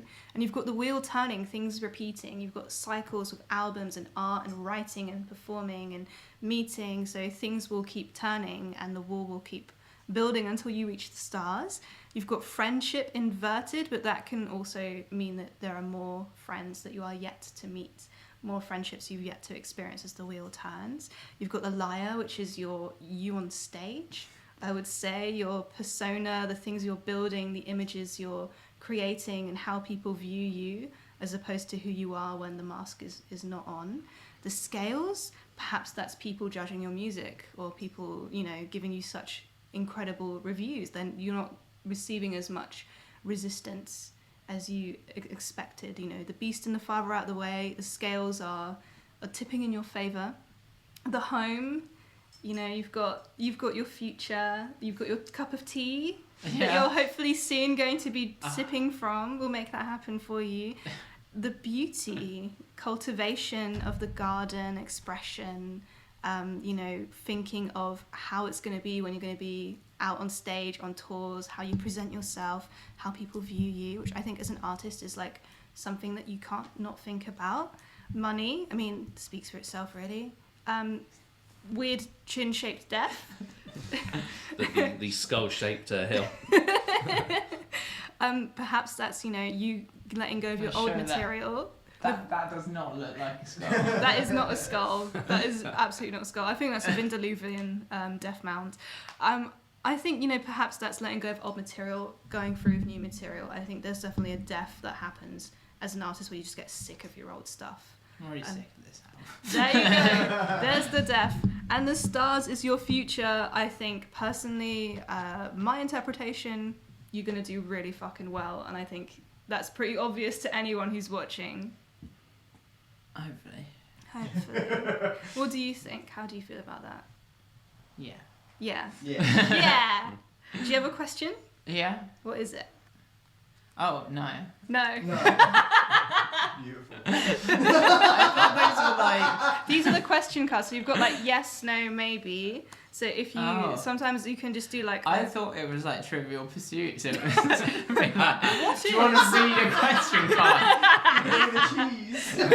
This is actually like a low-key Trivial Pursuit podcast, but we just do the card readings as a front, and then we ask you like obscure questions. Yeah, it was going to be like a card that has a question on it that you read. What is the capital of? Well, if you do have one, feel free. If not, then. So, are people going to hate our next album? Never. Hey! It's a good sign. There you go. You could keep going if you want. But then there's only 3 options. Exactly. You have to shuffle it again. It's like, you know, you can. I think you're supposed to shuffle it again. But personally, I like the chaos of the. Of just like, knowing what the answers are. Yeah. It's like Russian roulette. I don't know. What else? One of the best thing about Trivial Pursuit is just getting that sport wedge out the way first, because I'm so fucking so know stressful. nothing about them. Everyone hates the sport wedge that I know. Yeah. I don't know anyone in sport. How will you do with Final Fantasy? Well, it's got to be a yes, no, I guess. Yeah. Yes. I mean, Will that'd you be get a freaky nice if you got house? a really detailed answer. Whoa. That'd be so great. Yeah. No, I can't believe it. All right. Well, I think we'll leave it there. Thank you so much for coming and talking so openly about things and letting us be awkward about transitions between sections of the editing. Thank you. I can't wait to see your music grow and hear the new stuff and see the badass tours you're going to be announced on. Transition. Have you listened to Pupil Slicer? What did you think? Did you love it? Did you hate it? Yeah, please go and buy. Fantano did give us a shout out though. He gave us a short review. I like Fantano sometimes. Yeah. He's got some cool stuff. He does. Yeah. I mean, he's got terrible taste half the time. You never know what's But he going to said go. we sounded like. I think his thing. He said if you want Dillinger Escape Plan levels of going fucking hard, this is the album for you. That's a great thing to hear from him. I watched them trash a Meshuggah record once, and I just walked out. I was like, I can't listen to this. I don't have the attention span to actually watch a video like that all the way through. I'm just like a music review that's more than 2 minutes. I'm like, I just start to blank out. Just say if it's good or bad. Yeah. How hard is it to review music? I mean, to be fair, I review music, so I'm full of shit. Just talking about our album. You're like looking at the lyrics and being like, oh, does this mean this? I thought that was cool. I didn't realise that you watched that. I'm embarrassed. I did watch. I've read and watched every review we've had. Oh, that's so cool. No, why wouldn't I? I guess. All of them are nice. No one hates it. There was one podcast that was like an hour and a half long talking about us, where one of them kind of liked it and one of them didn't. That must have been awkward to listen to. It was strange, but they had a lot to talk about, and they could see. And one of them really liked the last song on the album, but didn't like the hardcore stuff. And then the other one really liked the hardcore stuff, but then said he didn't like when we did something that wasn't hardcore. I really liked like the kind of really post black metal riff that closes the album. I just think that was just such a cool way to end it. Yeah, I love Death Heaven. They're so good. I haven't seen them live either. I've been so desperate to see. I've seen them like 6 times. I've got like a signed Death Heaven poster up in my room. Have you got a favourite Death Heaven album? Sunbather was great. I actually preferred New Bermuda, which caught me a lot of heat with people. Yeah, it makes sense because it's incorrect. Sunbather is the greatest album of all time. Yeah, it's great. I love Sunbather, and I just like how it caused so much of a stir when it was released as well. We're hipster mathcore. They're hipster black metal. Well, hopefully we can have you back on maybe a Warhammer bonus episode. I haven't got enough stuff painted. Oh, well, we've got plenty. I can confirm that. But yeah, thank you so much for coming. Everyone go buy a Pupil Slicer shirt, please, so they can do more things and make more stuff and go more places. Thank you so much for coming. Thanks. Thank you so much for watching and listening. Feel free to like and subscribe to us and to Pupil Slicer. And yeah, we're out. Thank you. Cool. See ya.